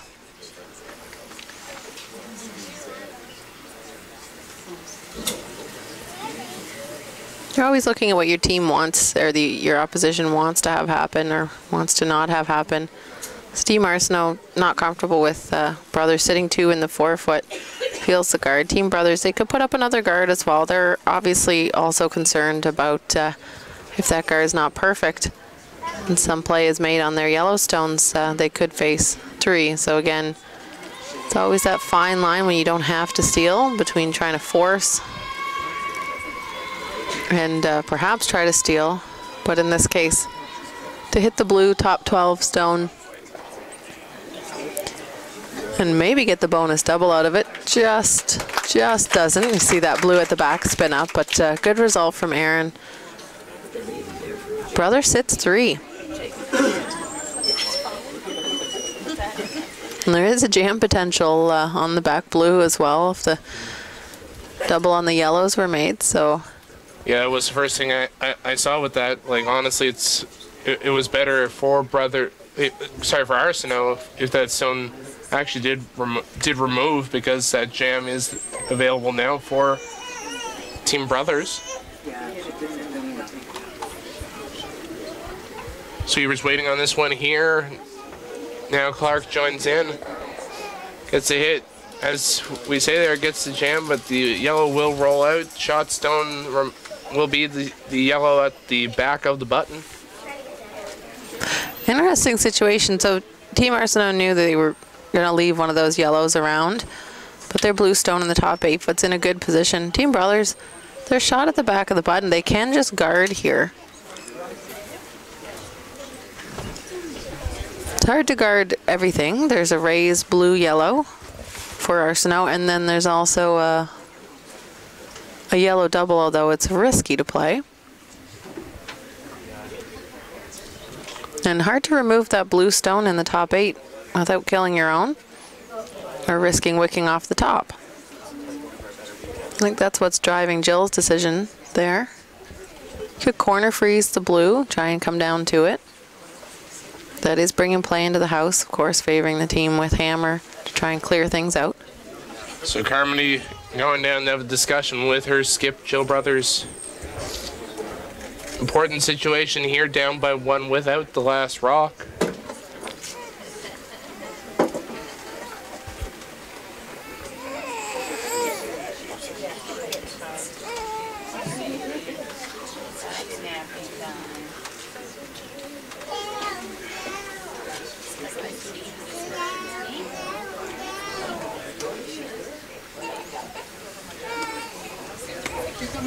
You could raise your own into the blue. I just think that that's, again, favoring the Arsenault team, getting a blank out of this. Kind of like the guard. It's aggressive.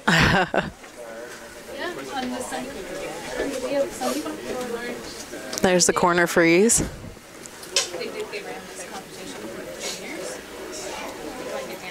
I just think that hit and roll, and this is the spot where we haven't seen the rocks curl across the center line. I'd be very worried. So I like the guard. I like the freeze call. I think they're electing to go with the freeze, the corner freeze on the blue. Try and line up the angles so that blue can't be raised back onto yellow. And if anything hits this thrown yellow, that the lone blue Arsenault stone will be removed.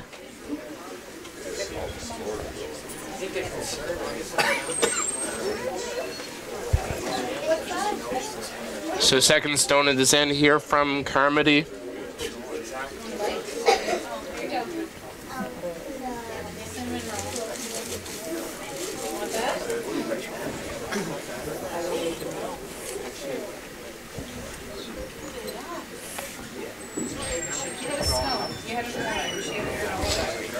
Sweeper's not really touching this one.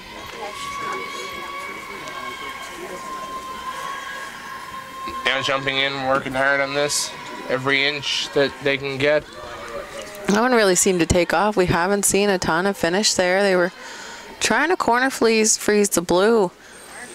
Little corner on the yellow at the top 12. Cornered their own. Really unfortunate that those now overlap because this raise is still available. And then if it's made, the shot stone on the button will be guarded by overlapping yellow stones at the front. Really, really unfortunate there. Sweepers didn't seem to mind the weight. Don't know what happened with that stone. Probably a little bit of just curl that they didn't really, that they weren't able to anticipate. As we see Sweepers working on this one, will nudge the shot stone but will not remove it. Wow, that's 2 in a row that over curled there, and we had not seen curl like that earlier in the game.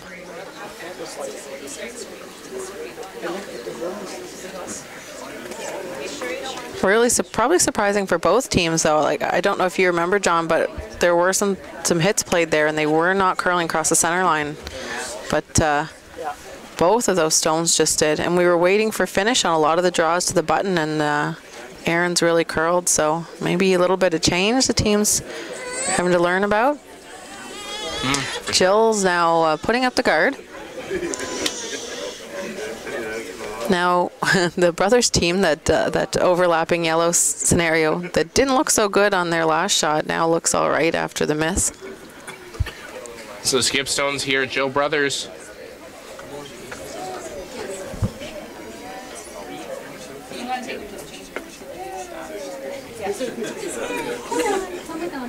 Looking for the guard.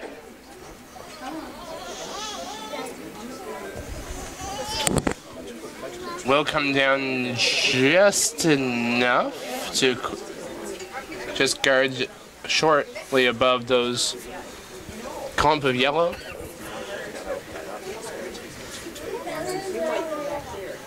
Marianne's got to give herself a shot here.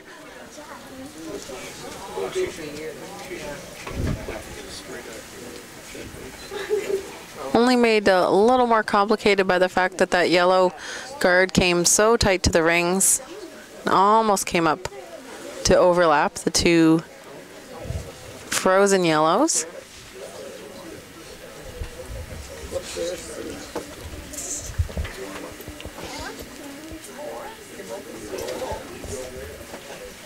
I don't think those yellows are so close together that we'd get a drag here. So the blue stone is protected from any drag effect, as far as I can tell. Yeah, they're not nose or they're not edge to edge.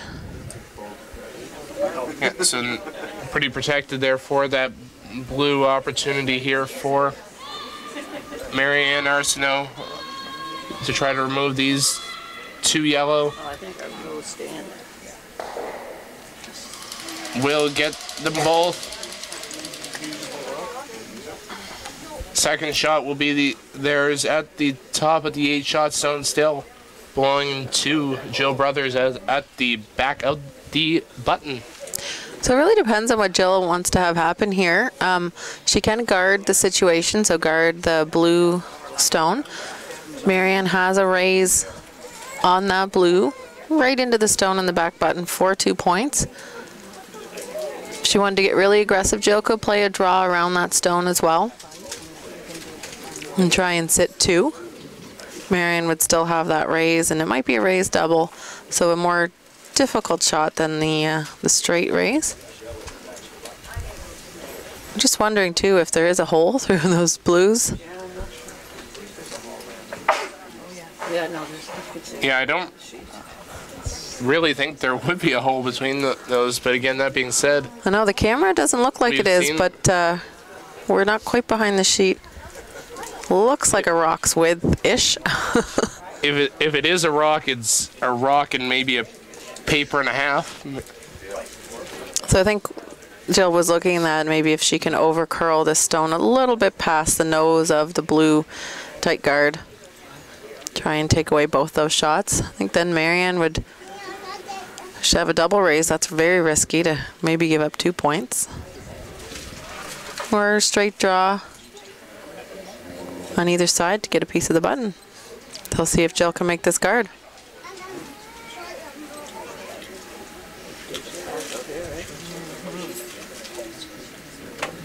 So sweeper's not really touching this one yet.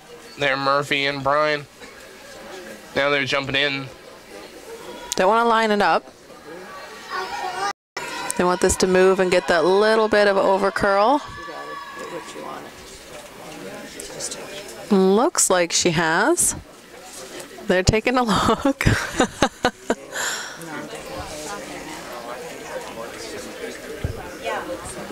The other thing Marianne could do, so she had the angle raise on the blue stone.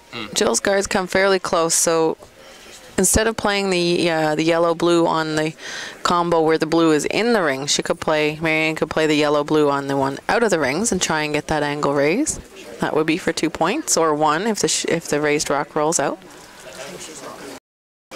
And like some people may think that is a little bit of a harder shot, and of course it is a little bit, but again, the danger may be a little bit less for that stone over there. Yeah, I think the more straightforward shot of yellow-blue on the to the one in the rings, if you miss it, you give up 2 points. At least this one you're raising onto a rock that's not in the rings. Looks like they're looking at the port.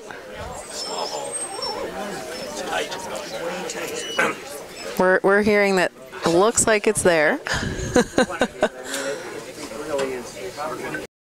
Again, though we may think that it may be as super tight and difficult, again, it's Marianne Arsenault throwing at it, in my personal view, one of the best hitting players in the game. She makes these and has made them for many years. Final stone here in 7. Waiting for the curl now. There it goes. She's close. Oh, and it will jam, and it will be a steal of 1. That was close. What an exciting end. Ending with a steal for Team Brothers. They will tie now, 3 apiece. Arsenault has hammer in 8. So it's one of those situations there where, honestly, excuse me, if your team Arsenault now, though you did give up a steal, there's opportunities now being that, like, say you go back and forth, and with scoring in the next 3 ends, you of course would have the hammer in the 10th. That's the conventional thinking, absolutely. So, and that's what Team Arsenault will be talking about, you know, give up the steal, but that's why they were happy to be up 1 with Hammer playing 7. If they can score here and force a 9, have Hammer and 10, that will be the goal. Team Brothers, a little bit of relief there, bring things to tied. And they'll probably be going a little bit for the steal here. We'll see how things progress in the first few rocks. So as we get started here, Jen Bryan. Looking for that top 4-foot first stone. Line's looking good. Well, now she's got it right on the tee line. So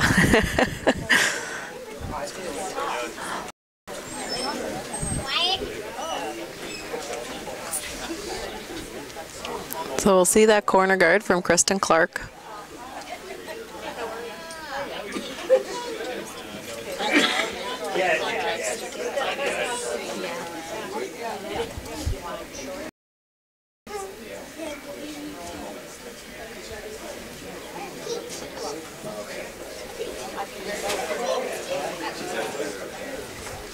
Sweeper's just dusting this one off there. Gets the corner guard. We knew it would be a tight game, but tied after 7. That's a broadcaster's dream.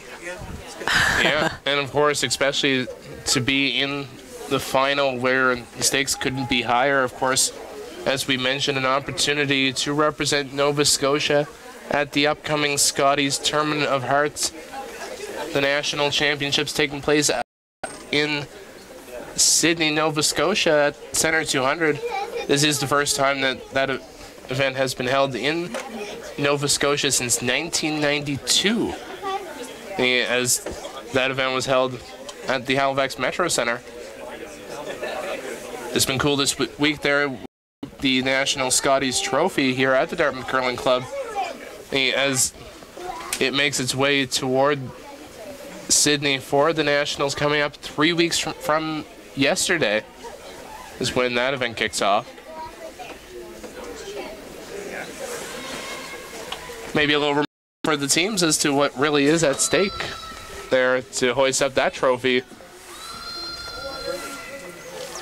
Well, off to the side of the sheet, the provincial trophy and the keeper awards are sitting out there, and I'm sure they've noticed those as well. Always a reminder. There's a great draw from Christina, coming around her own corner guard above the tee line. Buried. She couldn't have made that one too much better.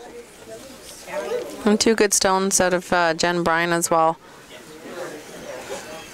Now Sarah Murphy up, looking for a center guard.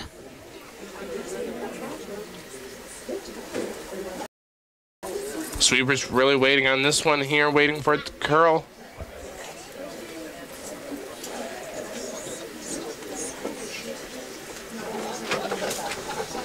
Don't want this one to slip into the rings and give a hit and roll opportunity for Team Arsenault, although it may be tight enough that they can. More importantly though, Marion looking to clear out a couple of these yellow stones now that they have their set up for the deuce with that corner guard and draw. So this is Jen Baxter, 8th.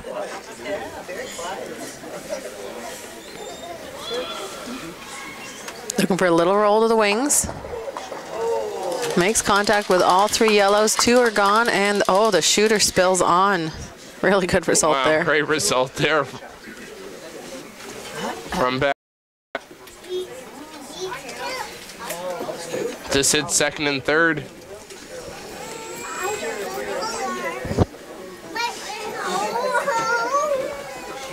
We hope you've been enjoying this matchup here live from the Dartmouth Curling Club this Sunday morning.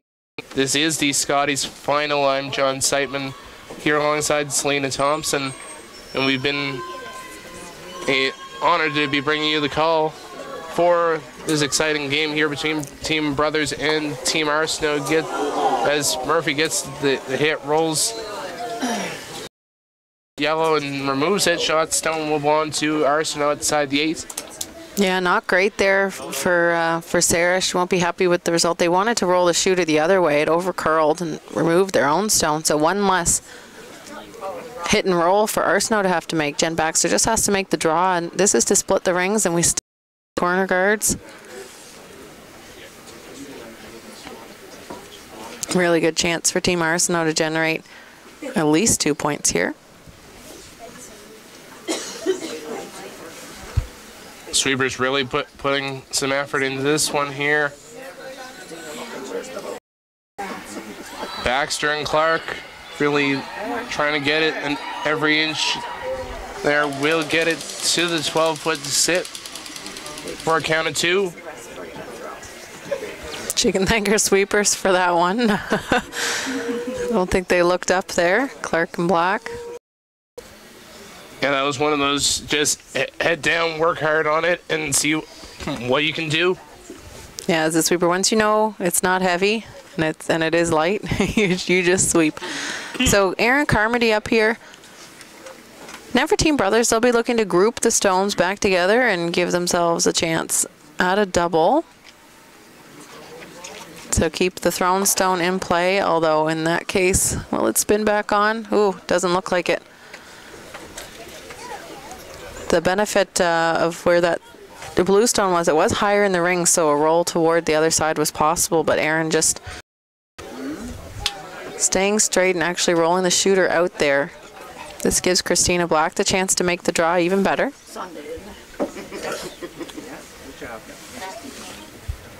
So opportunity to play an even better draw here for Christina Black.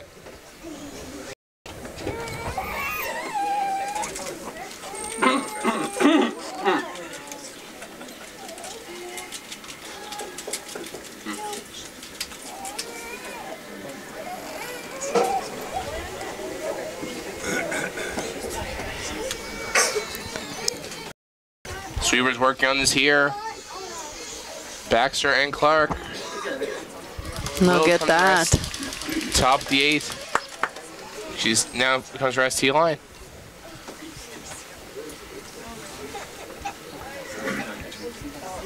Not much choice again. Team Brothers just hit. Good shot from Christina to bring that to the tee line.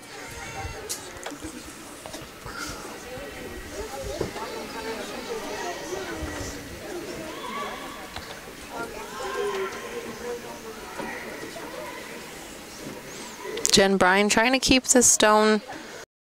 They don't want too much of a roll. They don't want to roll behind the tee line too much. Knowing that Team Arsenault will have to hit the shot stone. And maybe on the next one they can get it a bit closer to that corner guard situation. Really trying to get the double here.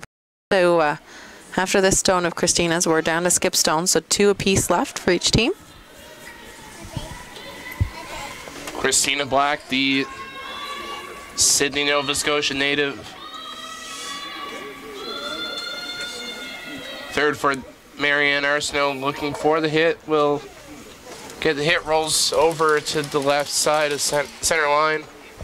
They were certainly not looking to roll that toward the guard situation. Looks very flat, but Jill can throw a ton of weight.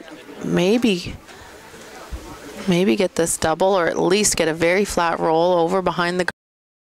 Shot stone is a little bit over buried.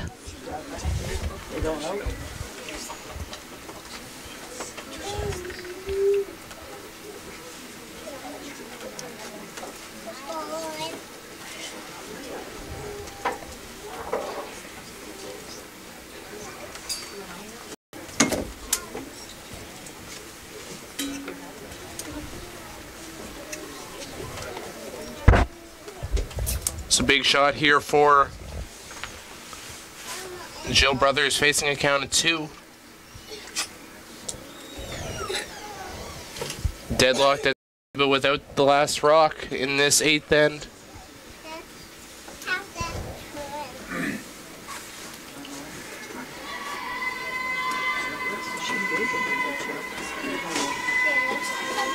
Sweeping right away on this one, trying to get any roll, flat roll toward the side, but that will not get any roll. Little tiny nudge to the center line. Now it'll be Marianne Arsenault looking for the roll away.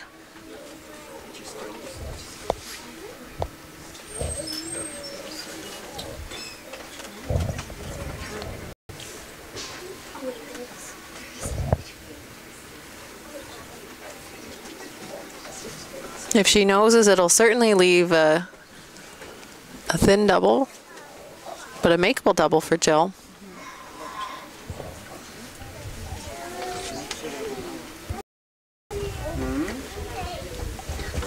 So opportunity here for Marianne Arsenault to hit and roll to the other side.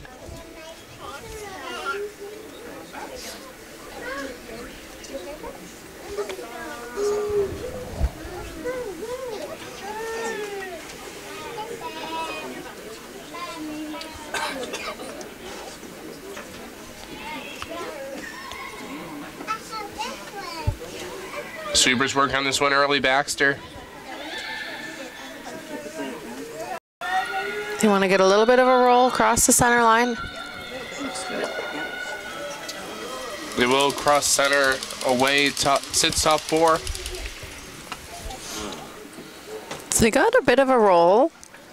I think playing that same out turn that Jill just played, it's they're too far apart and too flat for any kind of double. So I think she's switching to the in turn, playing outside in and trying to roll the shooter. Of course, when you play the outside in, you get the more flat roll after hitting or making contact with the shot stone. Trying to roll over again. Sitting, trying to sit shot on the side 8 foot.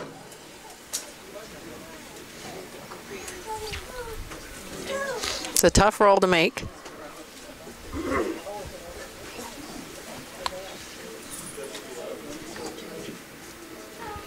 So Brothers down 2 in the house, but deadlocked at 3 on the scoreboard. Early sweep call there, and then backed right off. It'll get close, just had to curl up not too much more to get the full roll. Wide open though, so open hit here for Marianne Arsenault for the 2 points in the 8th, and good recovery for this team after probably a disappointing steal there in the 7th.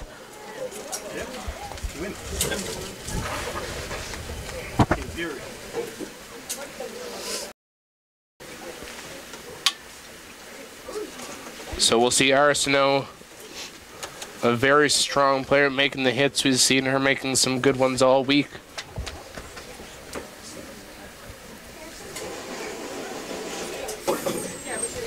Looking for another to get back in the lead in this matchup with 2 to play. Final stone here in end number 8.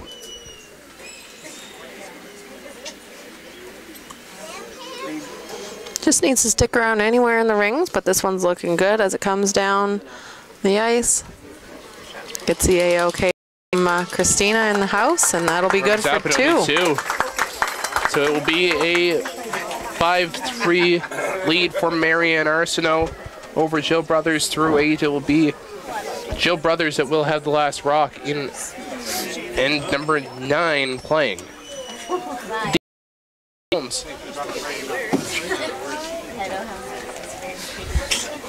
Reminder that when we come to you again at 2 p.m., we will have action from the men's final of this event. That would be the over there, the Deloitte Tankard, and that will be between Jamie Murphy and Stuart Thompson. So that will be a really good game for you, the viewers, whether you're here at the Dartmouth Curling Club on Canal Street or watching us live on streaming, as those 2 teams look to represent at the Tim Hortons Briar taking place at Westoba Place in Brandon.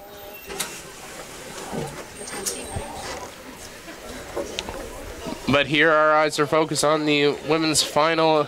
This is the Scotties Tournament of Hearts final between Marianne Arsenault and Jill Brothers. Arsenault champion up by 2 with 2 ends to play as we get started with this 9th end. Kristen Clark.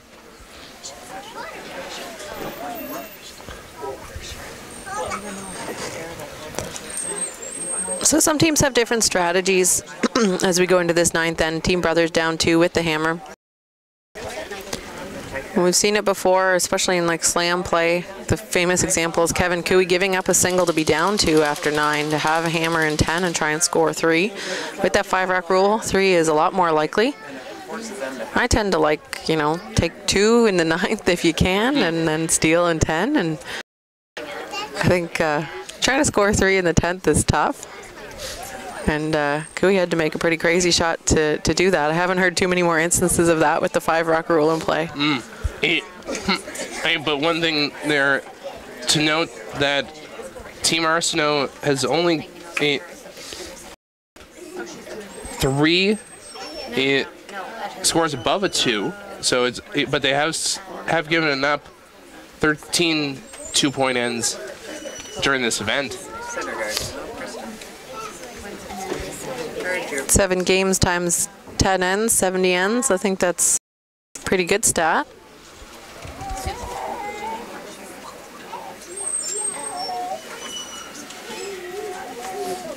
Assume they only had hammer about half the time, and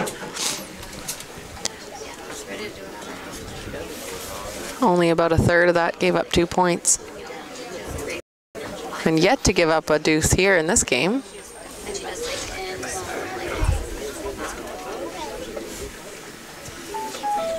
Clark gets that zone to the top of the 8, sitting 1-2. Brothers will elect to put up the corner guard.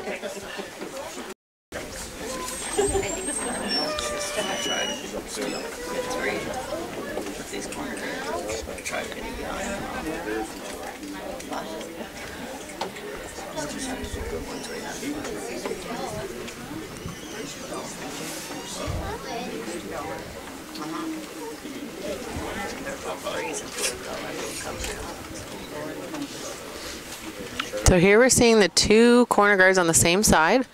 First time we've seen that this game. Ignoring the stones in the rings. It's hard to do as you see a top 4 and a top 8 lined up there from Kristen Clark. But that's what you have to do in order to try and generate those points. You need the corner guard. You're not going to score 2 typically without having those in play. And then it's time to get down to work. Start moving play into the rings.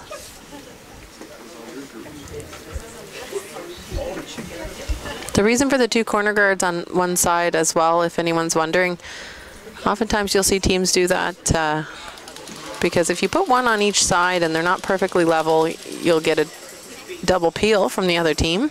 And the other thing is, corner guards block your path, your draw path to the button.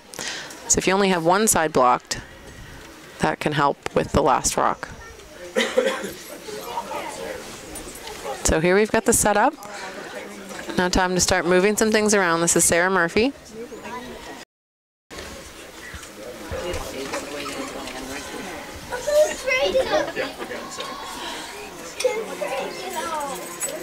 They'd like to stick the shooter around for this one. Just under curls. Almost clipped the top blue. Arsenault, instead of peeling, there's 3 corner guards out there now. Instead of peeling, they're just going to put another guard up. And this is something that we would not have seen traditionally in the 4-rock rule play. But with the force of that extra corner guard, the team without hammer is often just an all in on the center.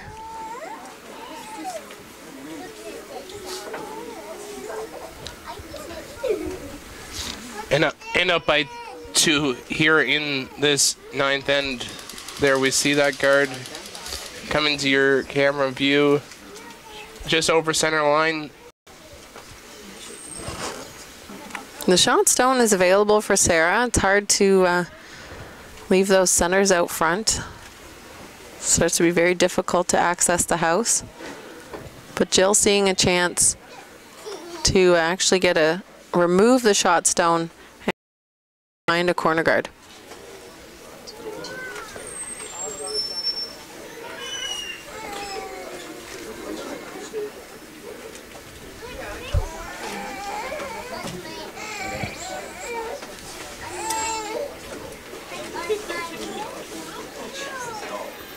Sarah Murphy here.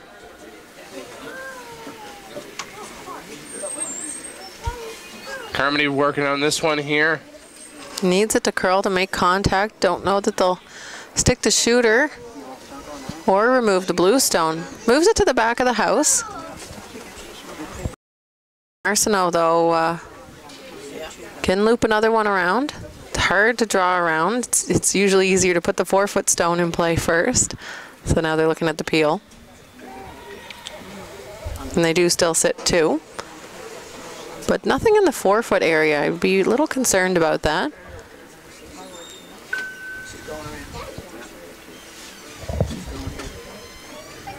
It seems to me, you know, we're down to third stones. Arsenault's already made their decision to not peel, and so I think they're committed to this type of end with the come around game into the 4-foot, shutting down that scoring area. So the third stone's here, Christina Black. Looking to play around and in. Sweeper's just waiting on it to curl.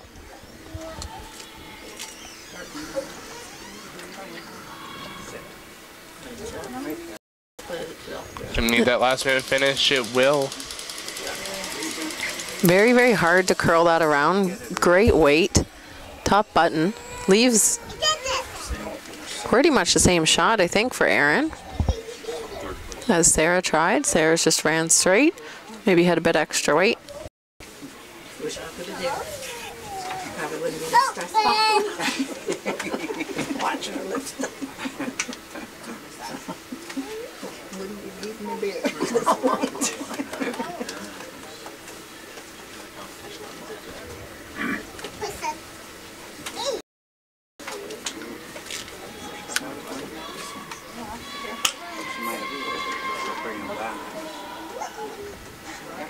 So this is that same hit and roll for Erin. Trying to roll behind the corner guard. And actually over curled. Didn't roll behind the corner, left a shooter open. I didn't know the over curl was possible there. Yeah.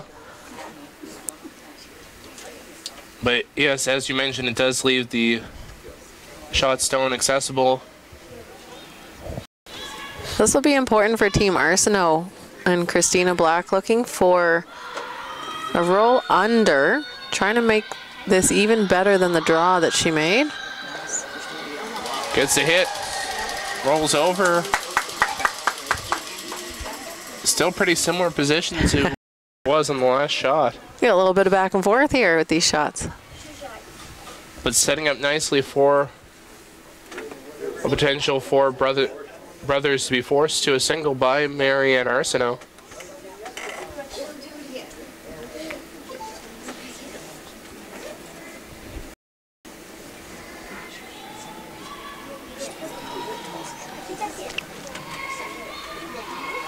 We saw that late finish, so they're trying to call the line a little better than on the last one. Too much of a roll, though. We'll get the hit, but we'll roll out. Sitting 1-2 is blue of Marianne Arsenault, shot stone at the edge of the 8.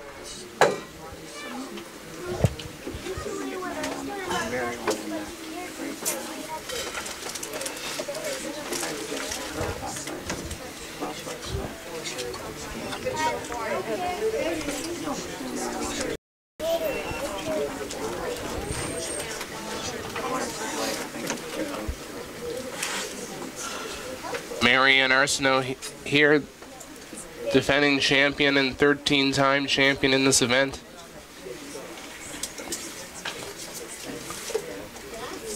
Holding the 5-3 lead in this matchup.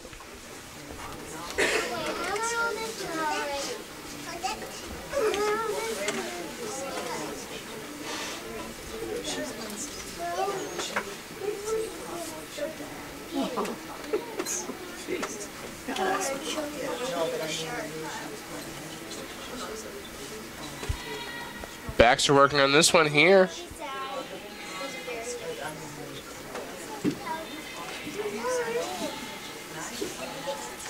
Waiting for this one to curl. I'll sneak down a bit for it to get the curl. Sit. Good shot. Will do so. They sure are good at putting that stone in the top 4 foot. It's so hard to get that buried. Good weight again. So I was mentioning earlier, it's the ice depends, or the amount of curl is going to depend on the weight that's thrown. So the ice given is for the draw to the top 4 foot.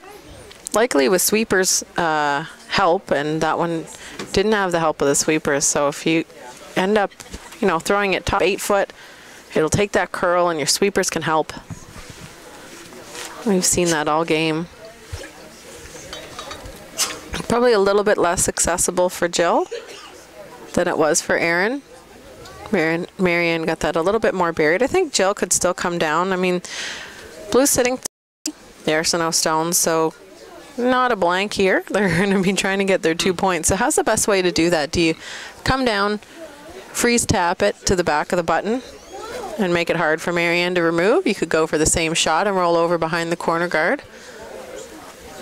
They certainly know the ice for that. You could freeze on top of it and hope that Marianne doesn't guard, and then you'll have a nose on your own for the 2 points. They're thinking that they need to be shot stone, and I think that's correct. I think if they freeze down to the top of that stone and leave blue shot, Marianne will just guard it up, because there wouldn't be a shot for 2. And Marianne would be happy with the force coming home up 1 with. So I suspect this is the freeze tap. Oh, yeah. Try to move this to the back 4 foot. Has to move it enough so that the yellow thrown stone shot. So big shot here for Jill Brothers. Needing, as you say there, the freeze tap. Try to set up for a potential for 2.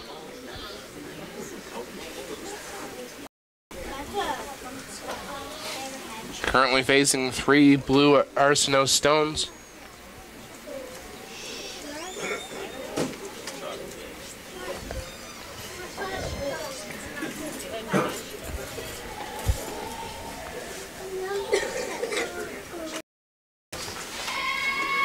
No, and this is a little more weight, so are they going? Oh, this one's curling like crazy. Can they get it by the tight by one? The guard. Just oh, they nudges, do. But we'll get it by. Makes the tap.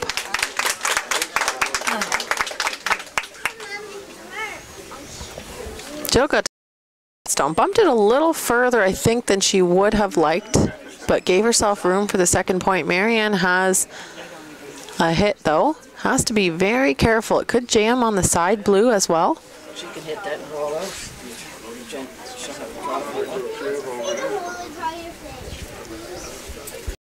This jams on the side blue, it would be 2nd shot, and I'm assuming if that happens, the shooter would be rolling out.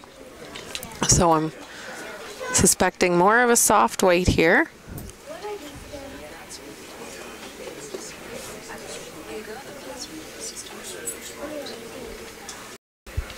So soft weight, as you mentioned there from Arsenault, would be the expected call.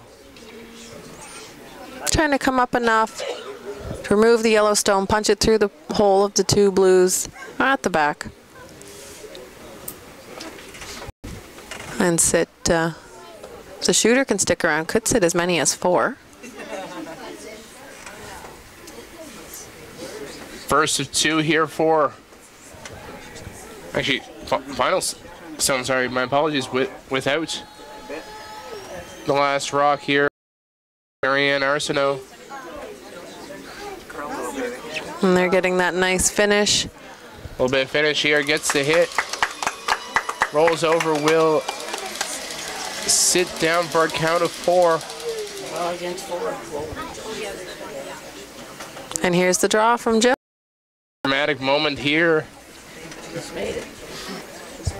She has the backing. You never like to use it, but if Jill throws fairly similar weight to what she just did, probably take a tiny bit off. She's not trying to remove a stone, just draw to the forefoot.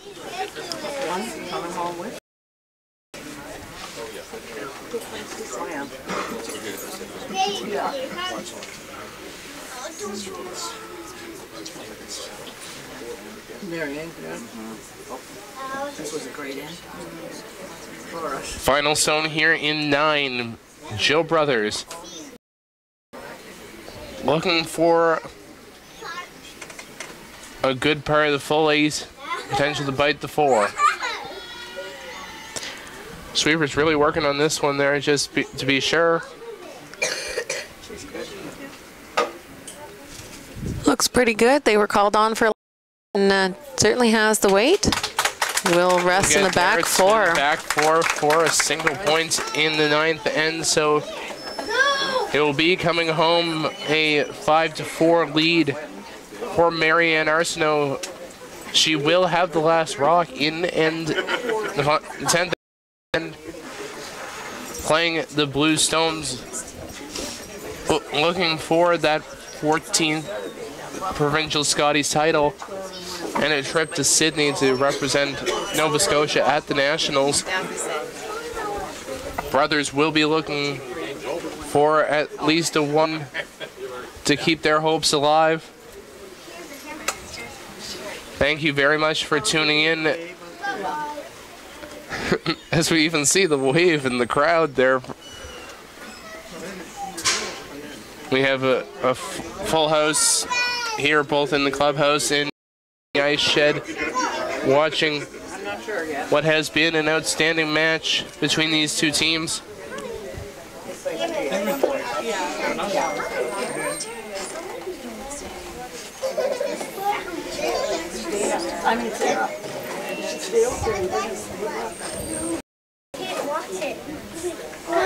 As we get started here with this 10th end, Jen Bryan.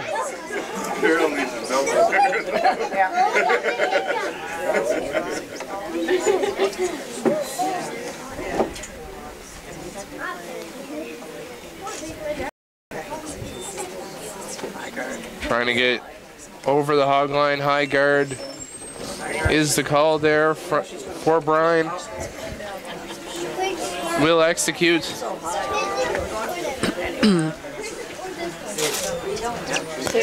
That's how you want your team. So Team Brothers needs to steal here in the 10th in order to tie things up and take it to an extra. Steal a 2 would put the game away for Team Arsenault. No score is great. They'll still win. They're up a single. But usually how it goes is they'll have to make some sort of shot for a single. Excuse me, or yeah, just when in doubt, as clean as you can get it. There, as we see tick from first time this game, Kristen Clark trying to help her team out with the tick, and that just curled at the last second. Looked really good the whole way down. Shooter comes off, and the yellow guard still goes back and plays. Jill's checking with Marianne where it goes back. I want to tell Jill, you get to decide where the right place was, the non-offending team. Good effort from Kristen. Unfortunately, not like at the arena surfaces where you'd in the big TV games, they in the big screen to see where it was.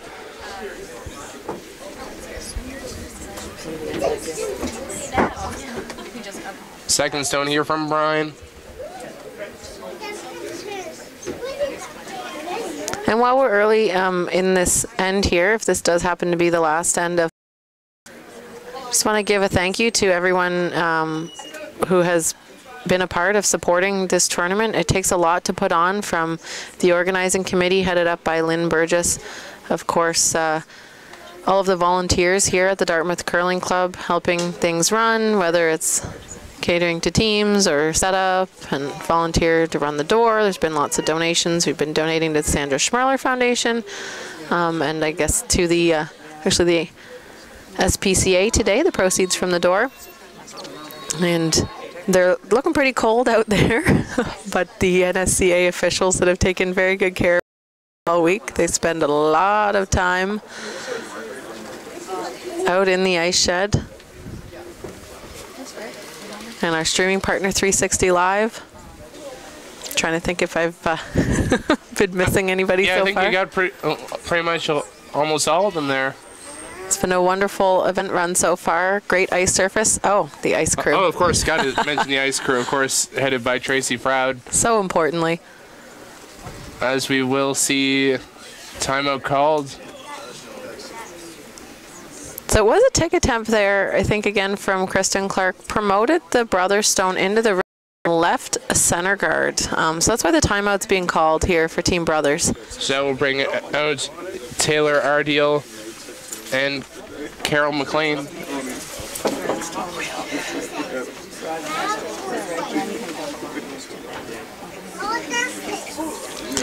Team Brothers, stealing one puts them in a tie, and they obviously have to be going for that. Their stone was promoted to the back button. I think now is a really good chance to get another good one in there in the top 8 foot. Team Arsenault with hammer will be able to, I think, peel their own guard. Where are we now for shots? Yeah, Team Arsenault will be able to peel after this stone. Then Brothers can continue to put up the guard. Yep. The way the guards are lined up, they could be double peeled right now. And I suspect that's the conversation that's happening out there, is do we put another one up now or sink one in? I just think you have to sit 2 to steal 1 if the guards aren't ideal.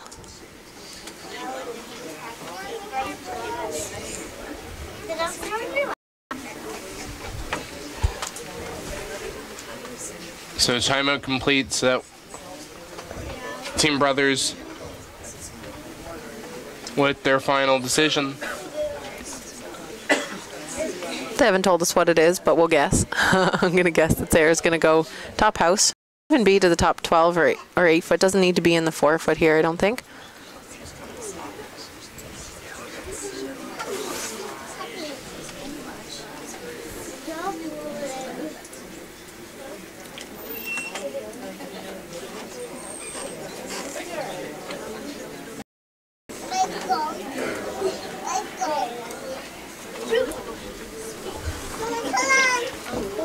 Sweepers working on this one here from Murphy.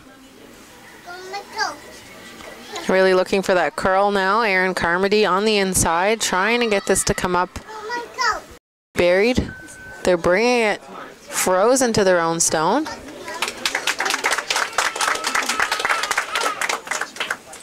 No concerns about the stones in the house for Team Arsenault. They're lining up the double peel. This would have been what the team talked about. They probably expected there'd be a draw played. Covered, so for Arsenault to score and not give up a steal, they've kind of moved those yellow stones at some point, but they don't have access to them right now. Both stones buried.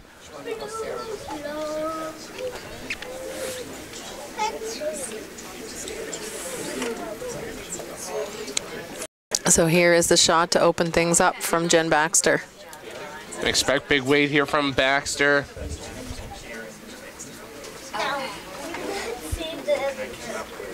Peel attempt from her. So it's already over curled. What they did was they let go of the sweeping in order to try and over curl and lose the shooter, but the shooter stays out front and actually lines up the 2 blues on the center line.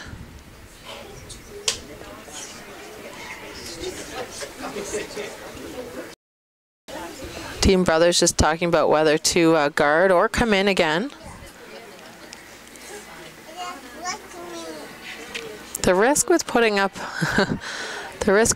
another guard is you give a little bit of an angle. If you don't get it fully buried, give a bit of an angle for Team Arsenault. But I think it's just another piece of shrapnel up there and preventing access to the stones in the 4 foot. They just don't want to line it up in a way that all 3 guards could go at once.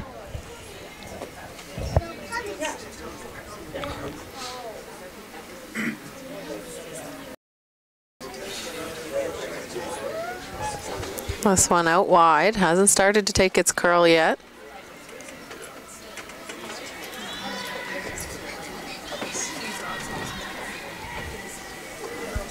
Super's working to finish that one there. So not where they wanted it to be. But I think Marianne can't ignore all the guards. She's looking, looks like she's looking at that yellow stone. I think the two blues are the ones that are hurting her more. Oh, she's looking at either the double, the flat double and spin up, or the slash on the one that Jen just threw and go over the top. I like the slash because it gives them a chance to raise that yellow guard into the rings. And perhaps on. Jen will come down and take a look. They have lots of time left.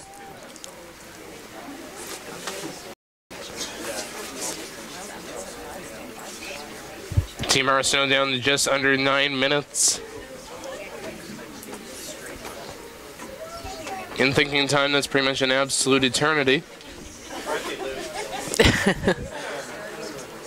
It's enough for 3 if you play quickly. So they're good with time.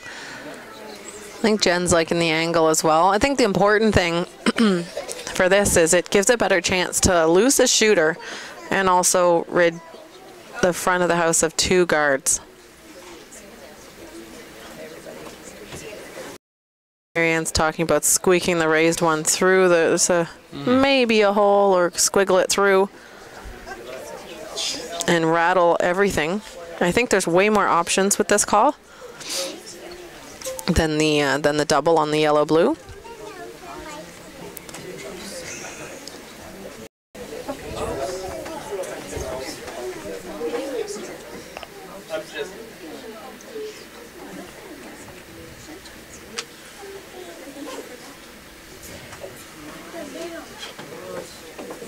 So this is, and it's appeal, but appeal with a definite goal of removing and maybe moving all the guards and losing the shooter.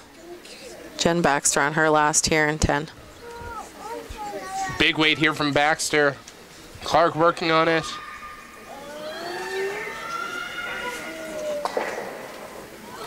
Will get the hit, but it goes through the uprights. That looked really good. Believe it or not, there was a hole through those 2 guards. I don't believe it, but I just saw it. Wow. I sound like Russ Howard. Wow. I am surprised at that. There, because like just the port there is so tight. You wouldn't even believe that there was a port there to get through. So here again, guard going up. This is Aaron Carmody. Very important for this guard to be placed just perfectly here from Carmody, because there are options on that side to remove guards and open up the path to the button. So over curling, they want this to be high. Now that we know the hole is there.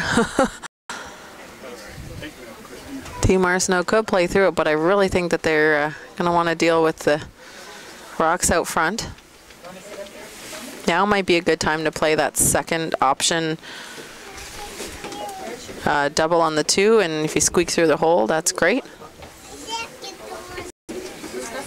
Yeah, that stone from Aaron just over curled. They wanted to keep that high, or on the broom side of the center line.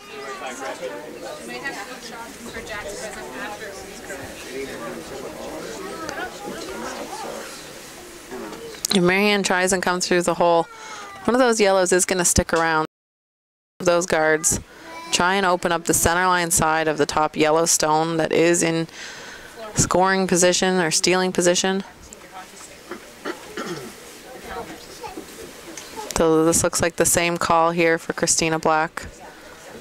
So Black looking for the peel attempt. Up by 1, but facing a count of 2 in the house.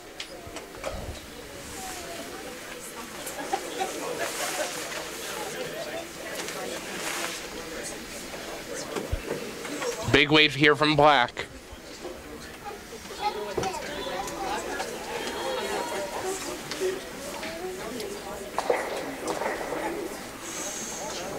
So that's what they were looking for.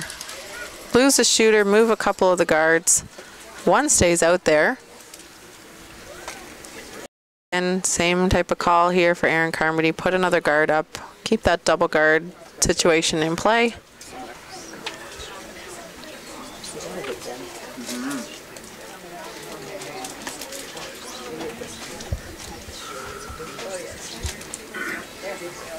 That shot, a little bit of breathing room for Marianne. She could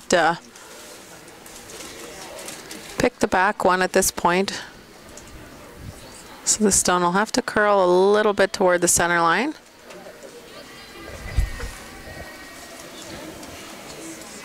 Nice high guard there from Aaron.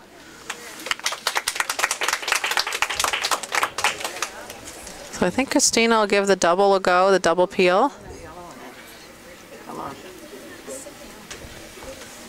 This will be lots of weight coming down once again.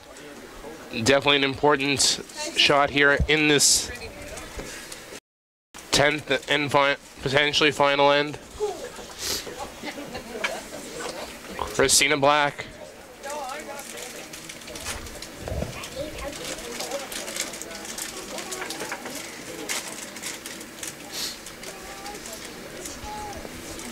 This one hanging, looks like it's just going to get the top one.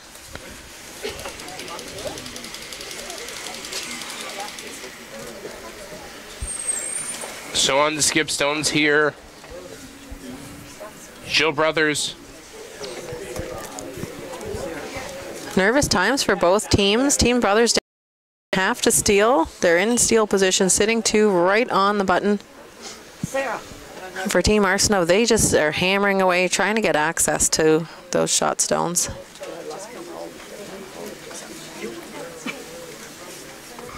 And it's one of those situations now that I think really hard is even more essential, because if you place it in not the right position, it leaves open that out-turn path. Yeah, this has to be a little bit on the center line. They're on it early, hold the line. I think now we're looking for curl here. And looks like it's going to come deep as well. If it stops right beside the other yellow, might not be the end of the world. There's a little bit of an angle, so I think we'll see Marianne go for the high one. Play a run back. They're looking at the run back. I think haven't had the chance to play this yet. And then back to the double peel. It is more lined up. It will probably leave a blue stone belonging to Arsenault. I think Marianne likes the angle run here on the just thrown stone. That's the one that'll get those two yellows moving. If she can angle it back to where Christina's broom is. The other benefit of this is the shooter rolls away. So if she plays the double and leaves her shooter out front, well, that's a guard and doesn't connect with anything in the rings. So I certainly can see why Marianne would be preferring this shot. You either double peel and Jill has to make a perfect guard, or you try the angle run while you have the chance now, and she's certainly favoring that.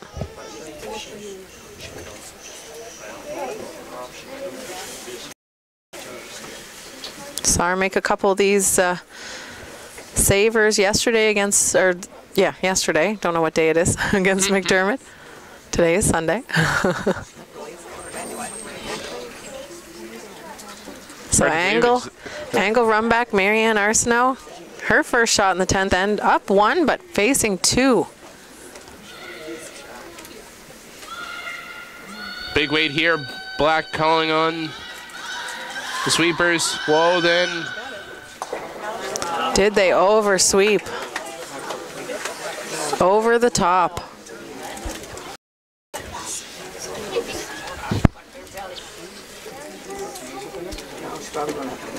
Tens times as we're now down into the final two shots of this game as we see timeout called by Team Brothers.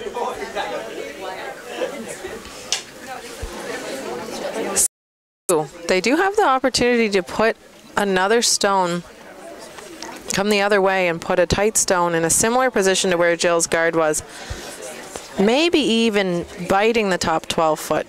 I don't love coming into the rings because you usually get a little more curl that way. They'll have a chat with their coach here, Taylor Ideal.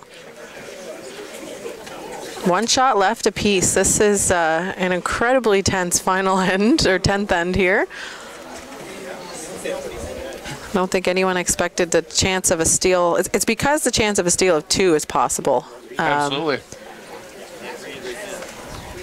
Those two are frozen to each other. There's a slight angle, so if anything's angled back, it's going to be, and it makes connection. Both yellows could go. There is that high guard, the remnants of some of those peels there, an Arsenault bluestone that could be angled back. So that would be the main reason I would favor, or I'd say the team might favor putting another stone in the rings, a third counter. And there's an in-off off a side blue sitting on the Scotties logo too. Neither of those shots is easy, but they are both bluestones to be used. The angle run in particular.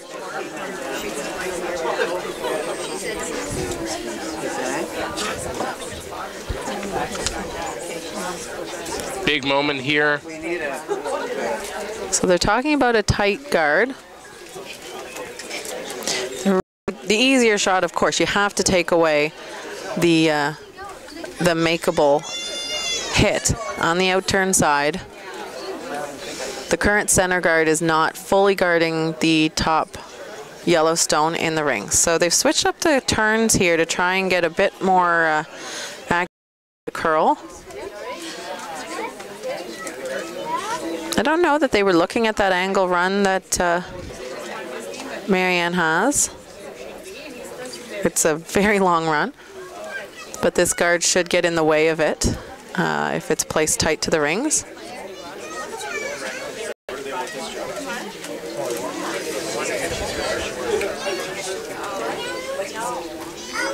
So if this is made perfectly, it may leave just the in-off. John? Yeah. And that would be a super challenging shot.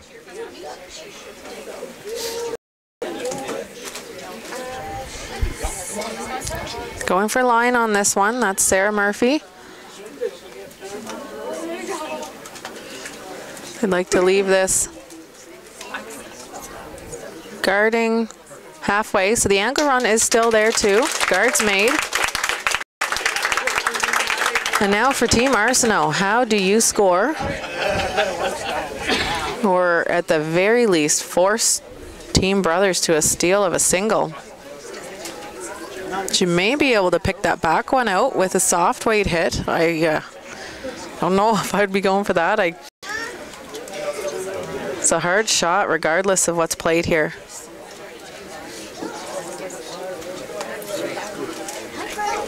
And looks like, based on what Marianne was signaling, looks like here's the angle run. Up the angle run.